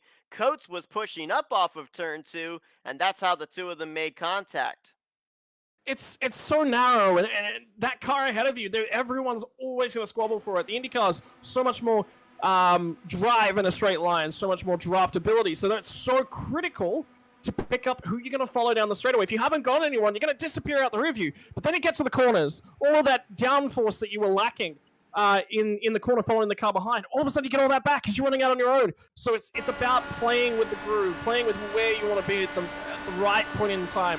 I think Forsyth's going to be vulnerable here on this restart. I think Nunez can get to the front, but I've been watching Luis Gonzalez Nunez here. He's been having issues in the middle of 3 and 4. He's trying to get back to the throttle quite aggressively. He's pushing the car straight up the track. So he is struggling with that race car. Now, I haven't seen him on fresh tires. I haven't seen him very, very recently. But he could be struggling. That could trigger off a chain reaction in behind him because he dives down and he tries to swipe up towards the wall to try and hang on to as much momentum as he possibly can. Anything could happen now as we're inside 20 to go. Maybe not realizing it, I think that inside save for Barry on the back straightaway, it might have played a huge part into saving a couple of drivers' race right there.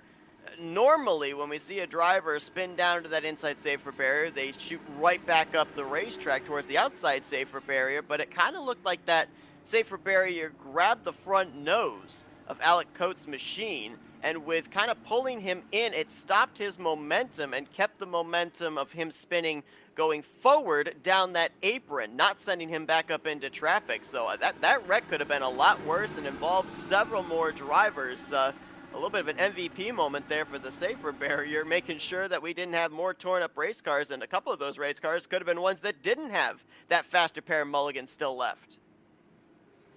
Yeah, so there's going to be a few different things that are critical here. Obviously, track position, we talked about one, picking the right lane at the right time. Rayvon's going to have to get aggressive. I don't see any other better way around it. Cook's a long way back now as well, but he's been a long way back for a lot of this race now. I don't know. Have a look at your top pack. Your top pack is some of the best drivers on IndyCar on the sim. These are amazing drivers. Craig Forsyth's a huge name. Luis Gonzalez Nunez, huge name. Hobson, he's good in the right circumstances. He's been making some great moves so far tonight. A little bit underrated in terms of this lead pack. Andrew Wood, I talked about his level of car control in the extreme. Andrew Wood knows this car inside out, 5 kinds of sideways. But so does everyone else here. They've all got this level of talent. I think we're in for probably one of the most interesting and fun 20-lap shootouts that you're likely to see on the sim. And a bit of a question mark on something that's just developed here under this caution period. Matt Wagner was on pit road for the last 3 laps, and it looks like he may actually be done for the night. Our pole sitter right now being scored not even on pit road, not in the server, and he's done. Finishing in the 18th position. So you got to wonder what went on there. I think on that last restart, I think it was a check up ahead of him, and he just didn't check up in time because he went backwards very, very quickly after that. So it was something initially under that last getting back to green. So didn't have the faster pair. He'd already used it earlier on in this race, as we saw a couple of cautions ago. So, boy, another tough night for the driver of the 3, Matt Wagner. He's going to be scored in the 18th position. 2 races in, at 7th in the point stands, 43 points out. And now going to continue the free fall here. He'll look to recover next week at New Hampshire. But, you know, I know that obviously it's still a long season. These races are all at speedways. They're not at road courses, so a lot of positions and a lot of points to be gained. But, I mean, 3 races into a year, and you've got 2 DNFs already outside of the top 15. It's going to be a tough hill to climb for Matt Wagner. Very, very tough, and it was particularly with the... I'm going to bring up that level of the competition all night long because it's so relevant, and you can't afford to have a bad race. You're going to maybe one and get away with it, but if you think that you've got any hope of winning a championship, you can't really afford to have a bad race. Sometimes you just got to take a P10, you know, and just get back out there and turn laps. But I would say for Matt, there's terminal damage or near terminal damage. It would be releasing him from the pit and being allowed to drive, but it would be so close to terminal, it wouldn't be funny. That's not the Matt Wagner that we know, and yeah, he's not really got much of a choice. Top 4, top 5 going to break away here on this restart. Forsyth side by side with Nunez. Nunez couldn't get the momentum he needed off of turn 2. We're going 4 wide. There was contact between Hobson and Nunez. Somehow they all keep it going in the right direction. Has Andrew Wood come away with that? I don't know. Who's got that man. spot? He is going to get that. Oh my goodness. Oh, Hobson almost got to the left rear quarter panel, almost into the left rear quarter panel of Wood. You think these guys realize that it's less than 20 to go? Oh, they know. They're very, very aware. There'll be all the niceties will be thrown out of the window, but these guys are aware of that. They know that it's just tight racing at this point. Now side by side for the lead. Andrew Wood on the top side, edges ahead of Craig Forsyth going into turn one. Nunez, Hobson side by side for third. Nunez going to push up the track a little bit there, as is Wood. So give the advantage now to Forsyth and Hobson on the inside line. Oh man, it's so difficult because the car's starting to play. Remember what I said about Luis Gonzalez, Nunez pushing up the track? Now I'm starting to experience that. Different drivers. Hobson's struggling, I know, at the moment. David Cook is now up to the 6th position, but it may be too little too late for him. A driver that's been out in front for a good portion of the early section of this race. He is currently running a 2.5 seconds behind this top 5, only 15 laps to go. Certainly he's going to need another caution to come out to be able to get back into the conversation. And look at Andrew Wood, he's just been abandoned on that top lane. He's getting no support up there. So he's gone from racing for a lead. In fact, I think he did cross the stripe on one lap in the lead. And now he's back. He did indeed. And you know, another thing we have to bear in mind here as well is we don't have overtime green-white checkers in the Dark Horse Racing Series. We could end up finishing this race under yellow, so these guys have to be very careful of the timing of when they want to make their moves, especially if they're for the race lead. They also have to bear in mind of where they want to be positioned in case anybody up at the front makes contact, because they want to have themselves an escape route. Oh man, it's getting tight. I'm going to focus. All right, so I'll let you go to work there as Scott right in the middle of this. Now going to slot in behind Hobson. That's 3rd and 4th place. Andrew Wood is now exited for the moment back into the 5th position. David Cook, I think, is now reeled in this top 5. He was able to break away from 7th place on back, and he might have a shot of getting up here for this race win. 3 wide again. Scott on the top. Middle line Hobson. Inside line prevailed for Nunez, at least here off of turn 4. He's going to get a run on Craig Forsyth for the top position. 11 laps to go here at Kentucky as they continue to mix it up for the top half dozen. Nunez got a little close with those left side tires to that apron through 1 and 2. Craig right now, I think his strategy, just run it as low as he can. Take the shorter way around the racetrack. Leave the top side open if somebody wants it, but they're having to take the longer way around the racetrack. So right now, almost kind of, if I have to coin the phrase, almost pulling a Nick DeGroot. We saw DeGroot do this so many times when he was out in front at a 1.5 mile racetrack. Oh, absolutely, and DeGroot was really the master at it as well. He was so good at picking when to get to the bottom and how to control it. I mean, there was one race I was able to take it away from him down there, but other than that, Nick DeGroot's, he's just known for being able to hang on to this thing when he needs to hang on to it. See Nunez there up on the top side again. Now, if Nunez is able to time the runoff of turn 4, make a move like that on the final lap, he could be able to get the momentum enough to get Craig Forsyth at the start-finish line. He's definitely not going to be able to completely pass him for the position. It's going to have to come down to about half a car length or so. Oh man, and now I get abandoned on the top side. You can't get to the top. You got to get back into the bottom. You got to pick up that giraffe lane. So if you're Craig Forsyth, didn't quite get there to shut the door. So for the Craig Forsyth machine, I mean, is there anything you can do out the rear view mirrors as far as controlling the draft, controlling who gets the run, stalling out the lane? Yes. Yeah, he's doing exactly that. He's reading where the runs are coming from and making it difficult for Nunez to pick up where the run will be. Contact between Hobson and Cook. Cook's right front came up off the racing surface for a moment. Little gap whack there. They keep the fenders on it. We still stay green, but we nearly just had our 8th caution of the evening. 3 wide for the lead. Nunez up the middle. Now to the bottom, Hobson. Rankin up on the top side as Forsyth continues to watch this battle going on in his rearview mirror. Laps ticking away, 6 to go. Now Hobson up there on the top side. He tries to pitch down on the right rear fender of Forsyth off of turn 2. And you gotta get to the lead. You gotta do it now.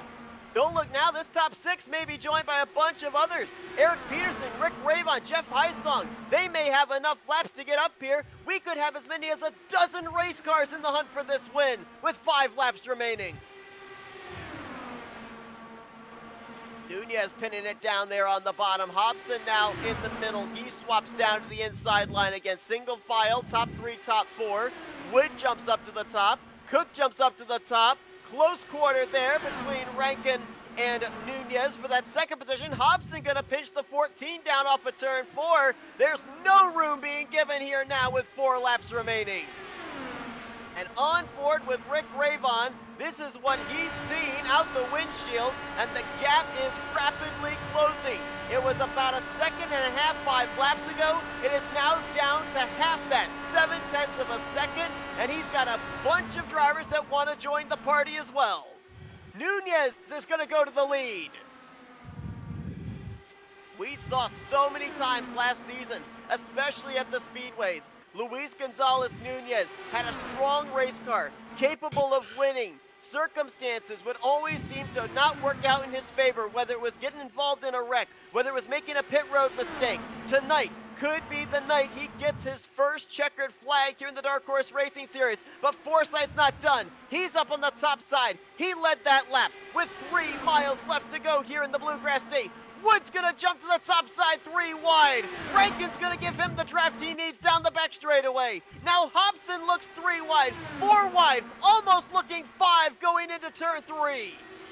Nunez still's got the bottom. Run comes through the middle for Forsythe as Nunez pushes up. Forsythe clears for the top spot. White flag in the air. 1 lap to go here at Kentucky. Wood now for second on Nunez, close between those two going into 1.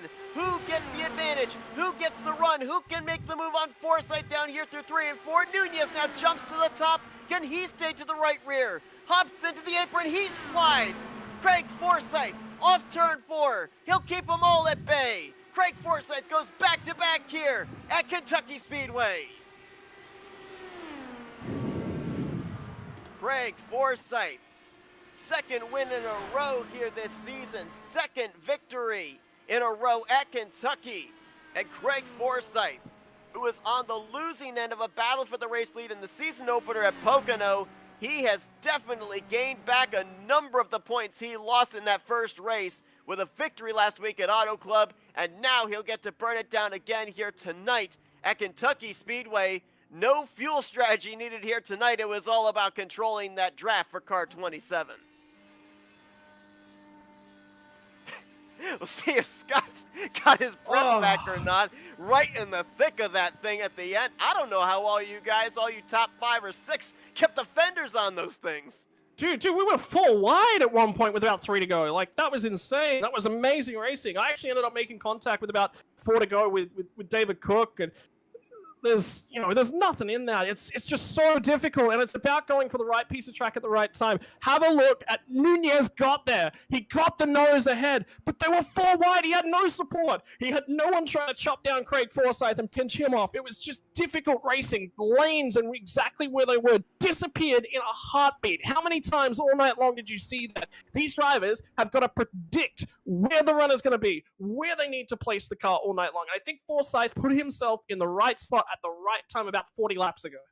And I'm almost wondering, too, Craig Forsythe led a good portion of this race, especially in that final run. He knew what his car was capable of doing, running the bottom and keeping everybody behind him, especially off of turn 4, back to the start-finish line. Luis Gonzalez Nunez, when he got to the lead, I think that was for the first time tonight, so he was put in a position he wasn't all that familiar with. He was on the bottom off turn 4. Forsythe was able to swing around him on the top side. Nunez couldn't keep him at bay. Maybe that experience factor played the advantage for Craig Forsythe. Yeah, look, I mean, you can say the experience factor, it may have played its part, it may have been involved in that, but really, it's not. You look at that whole breadth of that top pack, all of them have the experience, all of them have the capability there. Forsythe knows where he needs to position the car. Ravon would know where he needs to position the car. Cook, Hobson, Luis Gonzalez Nunez. Luis has led so many laps at so many different tracks and so many different series. He knows what he needs to do to get that move done, and he got so close, it just kind of went away from him. Look at Andrew Wood, who was up in that top fight as well. He couldn't quite get the move done. It was sanded everywhere. There was one spot there I wanted to shove the nose 5 wide, but I'm just like, I can't do that. It's too risky. We don't get through this corner, and whoever walks out the other side is the winner.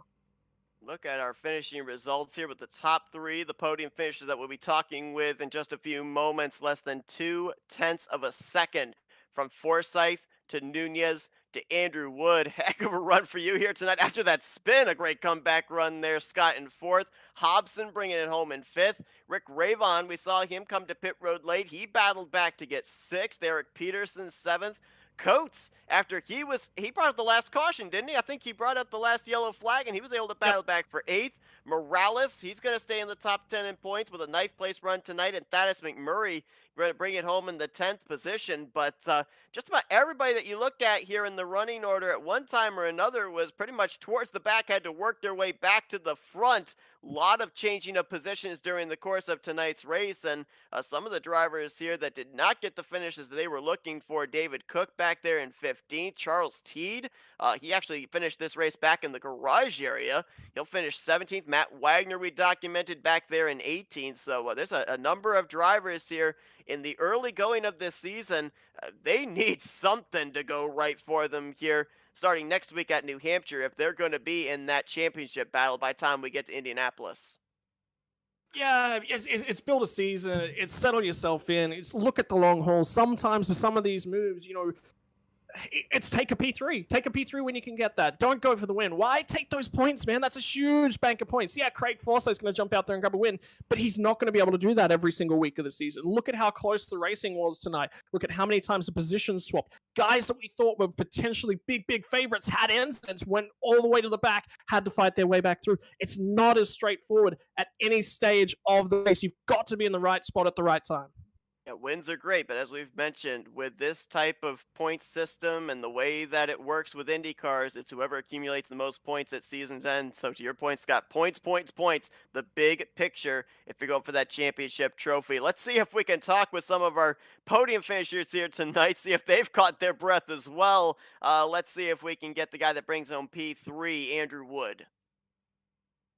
Andrew, Scott, and Seth up here in the FRM booth. You got a copy? Gotcha. Man, I'll tell you what, a nerve-wracking race here tonight as we got firsthand with Scott doing the driving and broadcasting duties.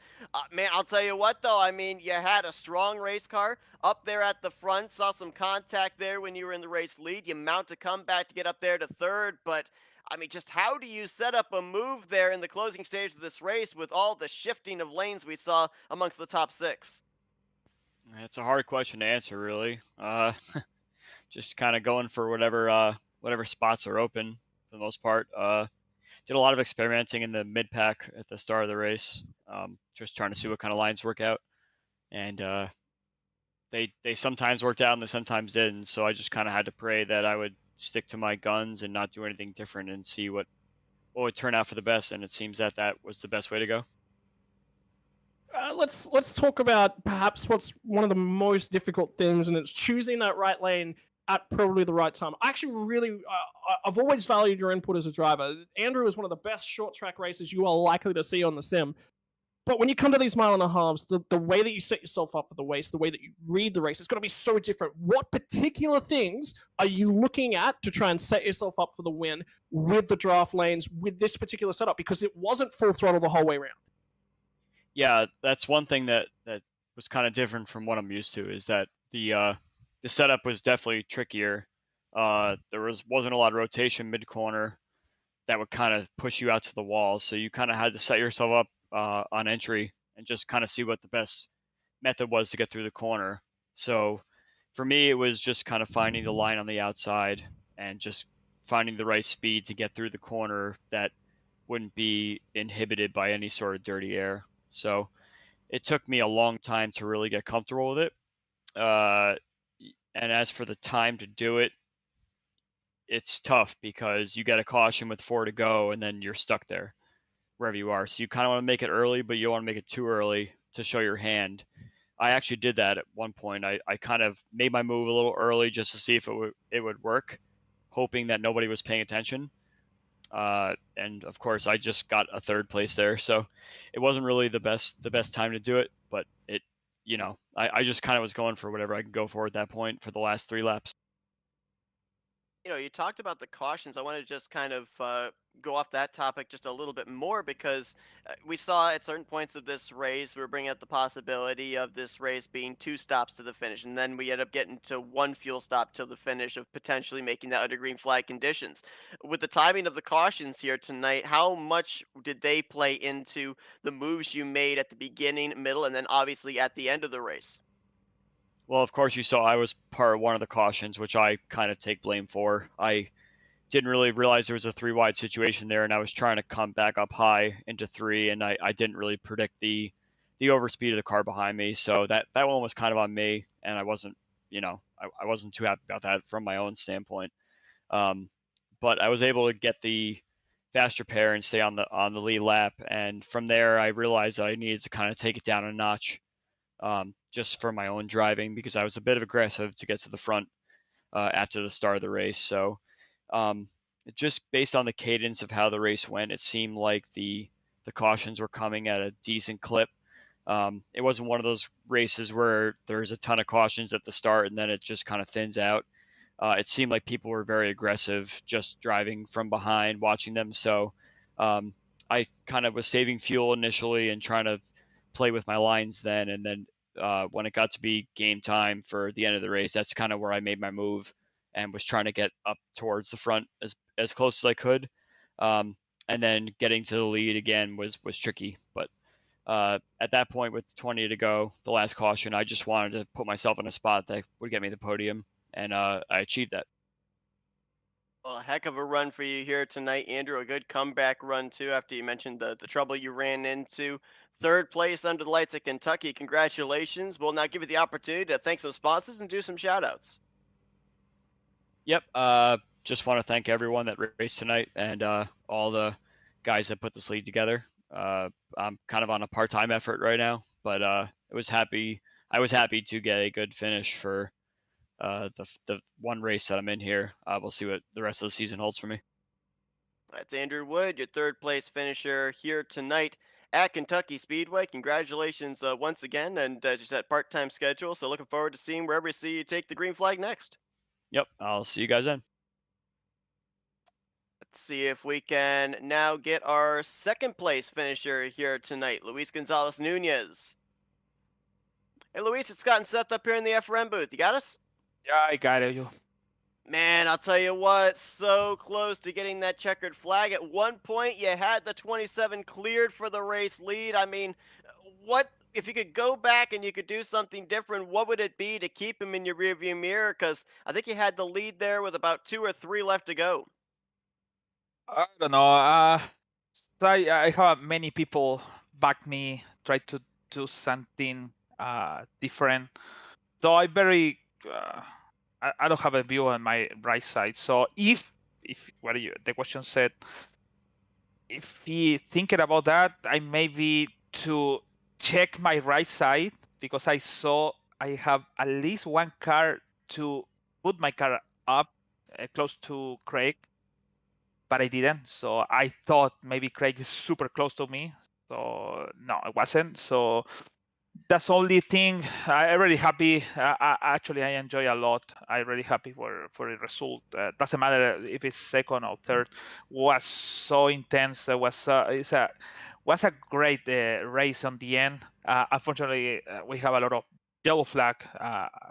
That's the reason is a little bit low race, but I feel happy. I'm really happy. I'm really happy for the second place. I thought it's gonna be I don't know, fifth place because we have a group the sixth. So, but I'm very happy, super happy. In terms of things, Luis, I mean, you talk about obviously backing yourself up, knowing exactly how much space you had. I mean, it was just a good race. I saw a lot of swapping of lanes. You didn't want to give me any space. You definitely wanted to come. We went side by side for what was it, like 10 laps in a row. We were both trying to grab the sort of the space, and it's about timing yourself. I mean, you picked that run off just about perfectly. You think? Yeah, actually, it's really tough going to down. I think about to let's go down because it's the best way to try to catch or try to do something. But yeah, I saw many wheels close to my right wheel, front wheel. So it's really intense. It's really I thinking about, okay, doesn't matter. If we go to for the Greg or something like that, so it's happened. It's his race. But yeah, super close everything, super close everything. I don't like to go down with, especially with this car. I feel a lot of things with my wheel, like feel like to lose a lot. But my line is on the top on the wall. So, but yeah, I at least my thing is gone down. Try to catch Greg. I didn't expect to Greg leave the position because I start to squeeze down to Greg. But yeah, he's squeezing my mind. But in the replay it wasn't. So, but anyways, I really enjoy a lot. So this is good. Yeah, Luis, obviously bringing it home in one piece, second place, and didn't have to use a faster pair. I think by my last count of the drivers that finished the race under power, you were one of only a half dozen that didn't have to use their faster pair in this event. We saw a lot of the wrecks take place up at the front of the field, which meant that anybody behind had to take evasive action. There were a couple of incidents on the back straightaway with a lot of cars taking and moving into different lanes in front of oncoming traffic. How difficult was it here tonight to keep your focus razor sharp to avoid those incidents when they occurred? Was really difficult, really difficult. I when I got the touch with somebody else, I don't remember who did. I don't remember. Maybe it was my fault or no. I don't know. And I got a repair with 50 seconds. I said, okay, it's a long race. Still in the we're still here. So I thinking about, okay, let's do it. Go back and just pray to don't have any wreck. So I really, when I saw the big wreck with Rayvon, Good, and every something else, I said, okay, let's stay outside. But I save for the same reason my fast repair. I save it. I prefer to save it, do my repair for my back wing was, and try to save it for something big, but wasn't. So I didn't use it. I keep it on the end. But yeah, that's a very it's because you know what, the track is so difficult. It doesn't matter if it's the new or the legacy, is super difficult track. It's really especially in the qualifying. So the qualifying, I thought that the tires is gonna be have a lot of grip, but in the second lap wasn't. It's going to the wall faster, and especially here. So the what I say, Andrew, the middle line is the best to go, but I don't know how the people go down and come in. I don't know. It's taking me. What I say, Andrew, it's taking me to a lot to keep what is the right line, and try to don't feel that thing when I feel for 140 laps, like the car start to lose on the back, like a sleeping. It's like, oh my god, it's gonna be loose, it's gonna be loose, it's gonna be. No, it never happens. But I feel that thing and all the race. So, but was what I said. This was intense. Was a good result. Especially for the last week, I got a spin and I got black flag anyways. And but yeah, let's see what is the next one. Yeah, you pick up a lot of spots in the point standings here tonight, up 10 positions now. You'll be 11th in points going into New Hampshire next week. So, a lot of momentum on your side with a great run tonight. And now, Luis, we'll give you the opportunity for some thank you sponsors and shout outs. Cool. Yeah. I want to say thank you to my sponsor, simracing247.com, to Darren, the guy support me everything. I want to say thank you to HyperX ES TV. I want to say thank you guys for amazing broadcasting today, and let's keep going together. And I want to say thank you for my family in my country. They watch me in the big screen. They put the big screen in the living to watch me and try to see if it's the good results. My mom said that she screened a lot for the last 2-3 laps to go. So this race, this second place is for my father and my mother. So thank you so much for supporting me. Gracias por estar ahí y por verme. So yeah, let's see next week.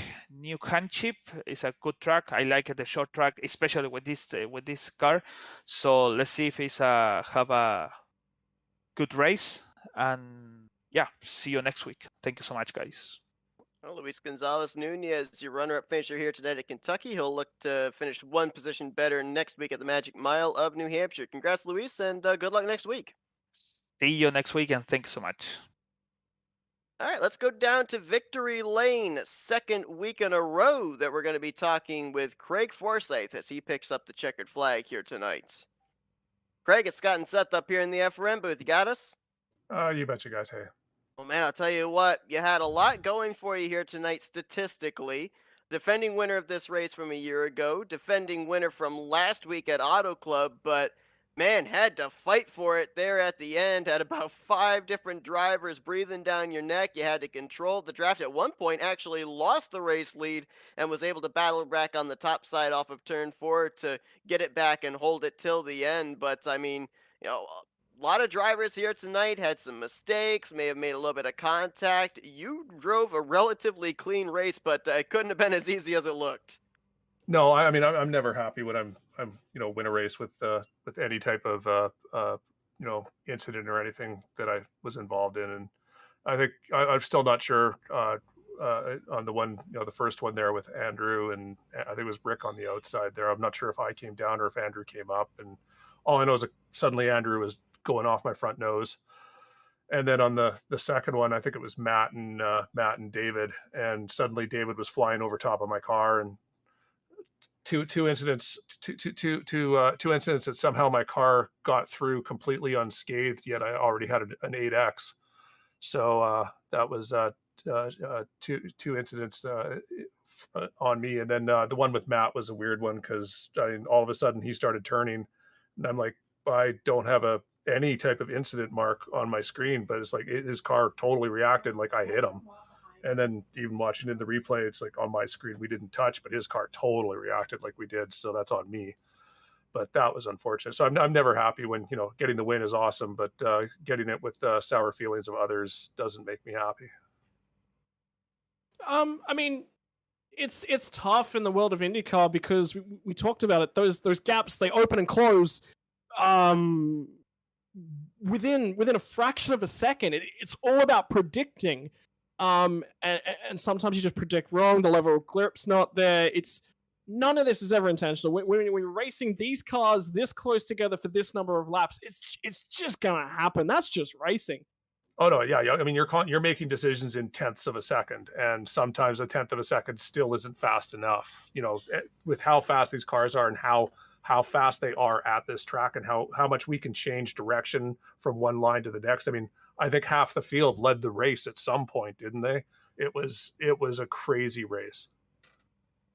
Now, we were talking about the fact that during the course of the beginning of this season, we started out at the big track of Pocono. We got to a relatively smaller racetrack at Auto Club.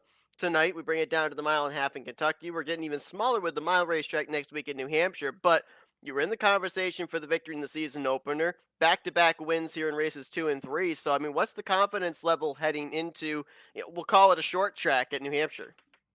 I don't believe I'm normally good at that track. Usually the flatter the oval, the less good I am at it. So that's Milwaukee's my one of my Achilles heels. So we'll see. It's nice to have made up for the first race, I think. But I mean, it's early in the season. It's good that we're keeping everyone is nice and tight. I think I assume in the points it's really tight at this point, which that's good for everyone. It's we've got a lot of races left to go. I want to do my best, of course, but I mean, the competition level in this field this season is through the roof. I mean, well, you saw Andrew came in. I mean, even Scott, he's doing amazing. And then Luis has stepped up his game by leaps and bounds. He's doing so well. And then you've got, Rick and David, Rick, David, Matt, for that matter, is like all those guys. I think AJ Hobson's was in contention for the race most of the race. Like the competition level this season is really tough. Yeah, obviously, as you mentioned, the point standings, think they're close. They are close. 5 points separation going into New Hampshire between you and Rick. Going to be a lot of fun to see that continue on as we're getting ready to close out the first third of the season. But Craig, obviously, a lot of momentum on your side here in the beginning portion of the year. We've seen you for the last couple of seasons in a part-time capacity, looking like right now certainly going to be a contender for that championship further on down the road. We look forward to seeing if you can keep it going. But now we're going to hand the mic over to you for some Victory Lane. Thank you, sponsors, and shoutouts. Hey, so yeah, the move to Sunday definitely helped me. That's for sure. I mean, I got to thank the series sponsors. I mean, Troy Lee Designs, 4D Racewear, both good sponsors for the league, keeping us going. Both are broadcasters. I mean, you guys over in the booth and at FRN, both you and ESTV doing the rebroadcasts. And then I got the car sponsor. That's Jim over at 4D Racewear. He's not just the league sponsor. He's also the team sponsor for the car. And he's got some injuries right now, so he hasn't been able to drive as much as he'd like. But so it's good to at least get one of the cars out there, so it can be on the track, getting some sponsorship time. Craig Forsyth, your winner here tonight. Back-to-back victories here in the early portion of the 6th season of the Dark Horse Racing Series, as his latest is here tonight in the Bluegrass State at Kentucky. Congratulations, Craig. Go and enjoy this victory, and we look forward to seeing if maybe you can make it 3 in a row next week in the Northeast New Hampshire. I'll most certainly try. Thanks, guys. I'll stay safe, and I'm going to go have a bourbon. Craig Forsyth going to continue his celebration here tonight at Kentucky. Scott, you gave me the milkshake reference before we even went green. I waited till the end for the crystal ball to come out. The last 2 races at Kentucky, the driver that has led the most laps has led 61 in total. Rick Ravon last year and Craig Forsyth tonight in this one. So I'm pulling up the crystal ball. I'm making a prediction. Next year, Kentucky's on schedule. The most laps led will be 61 laps. I'm going to message the admins immediately after this broadcast. Kentucky has to stay on the schedule. We have to test a theory. We do. This must be done for science. Man, I tell you what. I was going to ask you, I mean, next week, New Hampshire, we heard from Craig Forsyth, not a whole lot of confidence going into that particular racetrack. So does that open up the door for some of these other guys that we've seen running up at the front that still haven't gotten that checkered flag? I mean, I'm looking at AJ Hobson, who had a good run tonight, Nunez, who had a good run here tonight, even a couple of drivers that didn't exactly have the finish that showed just how good of cars they had, like David Cook and Charles Teed. We know Teed was a couple of seasons ago, he had a victory at Iowa, so he knows how to get around the shorter distance racetracks. But Iowa's such a different track, so much more banking, so much more open. It's going to be a lot of it's going to come down to qualifying. A lot of it's going to come down to, it's probably going to be a caution, not field race, but cautions are going to be very, very important to how the race develops. Same as sort of tonight, I'm not expecting a green flag pit stop, to be perfectly honest with you. That's just the nature of the racing that goes on at New Hampshire. Not a lot of overtaking. So qualifying, there'll be a lot of drivers who will spend a lot more time focusing on qualifying compared to their race. Normally they may have like a 10%, 90% split in terms of the time, with 90% on the race set. They'll do a few practice qualifying attempts. Well, next week at New Hampshire, they'll be running. They'll probably have 10, 20 cracks at the qualifying, because it's just that important. It's just so critical to your race to start up the front, because then you're clear of all the chaos. But then again, tonight, all the chaos happened up front. A former winner from this season, Rick Ravon, winning the season opener. His 6th place performance here tonight, enough to keep now 2-time winner Craig Forsyth at bay for the points lead for now. 5 points, the difference between those two going into New Hampshire. At what portion of the season, does it even start as early as next week, do these two start keeping tabs on where each other are on the racetrack, thinking, it's still a long ways to go, but we may be the two to settle this out once we get to Indy with that championship hanging in the balance? Well, I mean, Craig will be doing it straight away. I don't know how much Rick will be aware of it. I know that he does like to keep a lot of track of the points. Personally, that's just, he loves to make himself aware of the situation at large. Rick will be going for wins. I don't know how aggressive he will drive, but he tends to be one of the more aggressive drivers out there. He tends to try and get the moves done. So that'll be probably race as usual for Rick. For Craig, it'll be damage limitation mode. So he will probably drive more with a championship focus. He'll try and stay out of the chaos. Will probably be his best bet next week if he can keep the car clean. He can take a random strategy ticket. He'll probably, that's Craig's strength, is his ability to take some oddball strategies and take them somewhere. So keep an eye out for that from Craig. I'd expect to see him throwing himself off sequence early on. Just, he's got to do something different if he's not confident next week. So that might be the way to go. Well, we've had 3 really exciting races to open up the season. We had that great battle in the closing stages at Pocono. We had the fuel strategy finish last week at Auto Club, and here tonight, a nail-biter right down to the end and a thriller at Kentucky. Cannot wait to see what New Hampshire has in store for us next Sunday night. Hope you guys will all join us for that. Scott, it's been great to have you back in the booth, not only in the broadcast capacity, but also in the driver capacity, because, people may not recognize this, but I think that maybe one of the best things that we got treated to here tonight was not just the information you were able to give to us, but the times when you weren't able to give us information. We could hear the deep breathing, the intensity that you were feeling, being in the action there, the 3 wide, 4 wide, almost on occasion action that was going on here at Kentucky. A lot of people don't realize just the mental and physical toll that this type of racing takes on a sim racer. And I think you heard it from me in those last 10 laps as well. I just said, Seth, I can't commentate anymore. I've got to focus. I've got to drive. And I had to. A lot of people will sit down and they'll say, hey, look, you should be able to talk and you should be able to drive and these sorts of things. Yeah, you can. Just not at that level with how close everything is.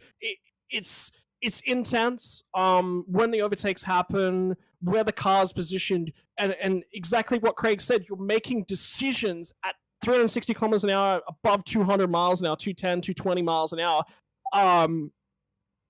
in moments, right? Moments. And at those speeds, it's got to be precise.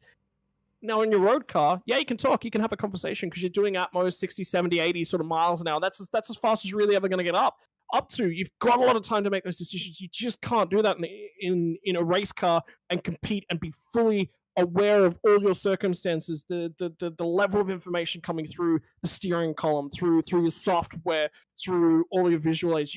It's just so intense. I got the opportunity on, it's currently Monday morning here in Australia. I got the opportunity on Friday to go out and drive a real race car for the first time ever. And that steps it up another level again. And that was only at lower speeds, nothing like we're doing here, So it's intense. And I hope everyone out there got to experience what it's like from a cockpit. And just what's going through my head, because I think you heard a few of the decisions that I'm making, what I'm trying to do, where I'm positioning the car, how I'm thinking about the race at large, and I hope it just added an extra dimension to the commentary we were able to provide. Yeah, absolutely. Brings about an entirely different perspective from the driver's standpoint of view of just what they're feeling when they take to the racetrack in a race of this type of level of competition. But thanks once again to everybody that tuned in here tonight. Next week, we continue on the 6th season of the Dark Horse Racing Series presented by Troy Lee Designs at New Hampshire. Green flag scheduled to fly at 9 p.m. Eastern Standard Time. Hope you guys will join us for that. Scott, once again, it's been a pleasure to have you in the booth here tonight, and maybe we'll get to have you up here a couple of more times here during the course of the season. We'll see. It's just not a good timing for me, unfortunately. Like I said, Mondays. So I'm actually in a lot of meetings at work on Mondays. Luckily enough, I ended up with a day off today, and we can make it happen. But yeah, it's been an absolute pleasure. I've missed this a lot, like you guys wouldn't believe. But unfortunately, life gets in the way. Well, back-to-back weeks, Craig Forsyth finds himself in victory lane. Your winner here tonight at Kentucky. We'll see you all next week at New Hampshire. For Scott Rankin, I'm Seth Cole. Enjoy the rest of your Sunday night as you've been watching another broadcast courtesy of the Flat Out Racing Network. This broadcast is the copyrighted work of Flat Out Racing Network and may not be rebroadcast, retranslated, or used in any form without the express written consent of Flat Out Racing Network and iRacing.com Motorsports Simulations. Flat Out Racing Network would like to thank you for your support, and we hope you enjoyed tonight's broadcast.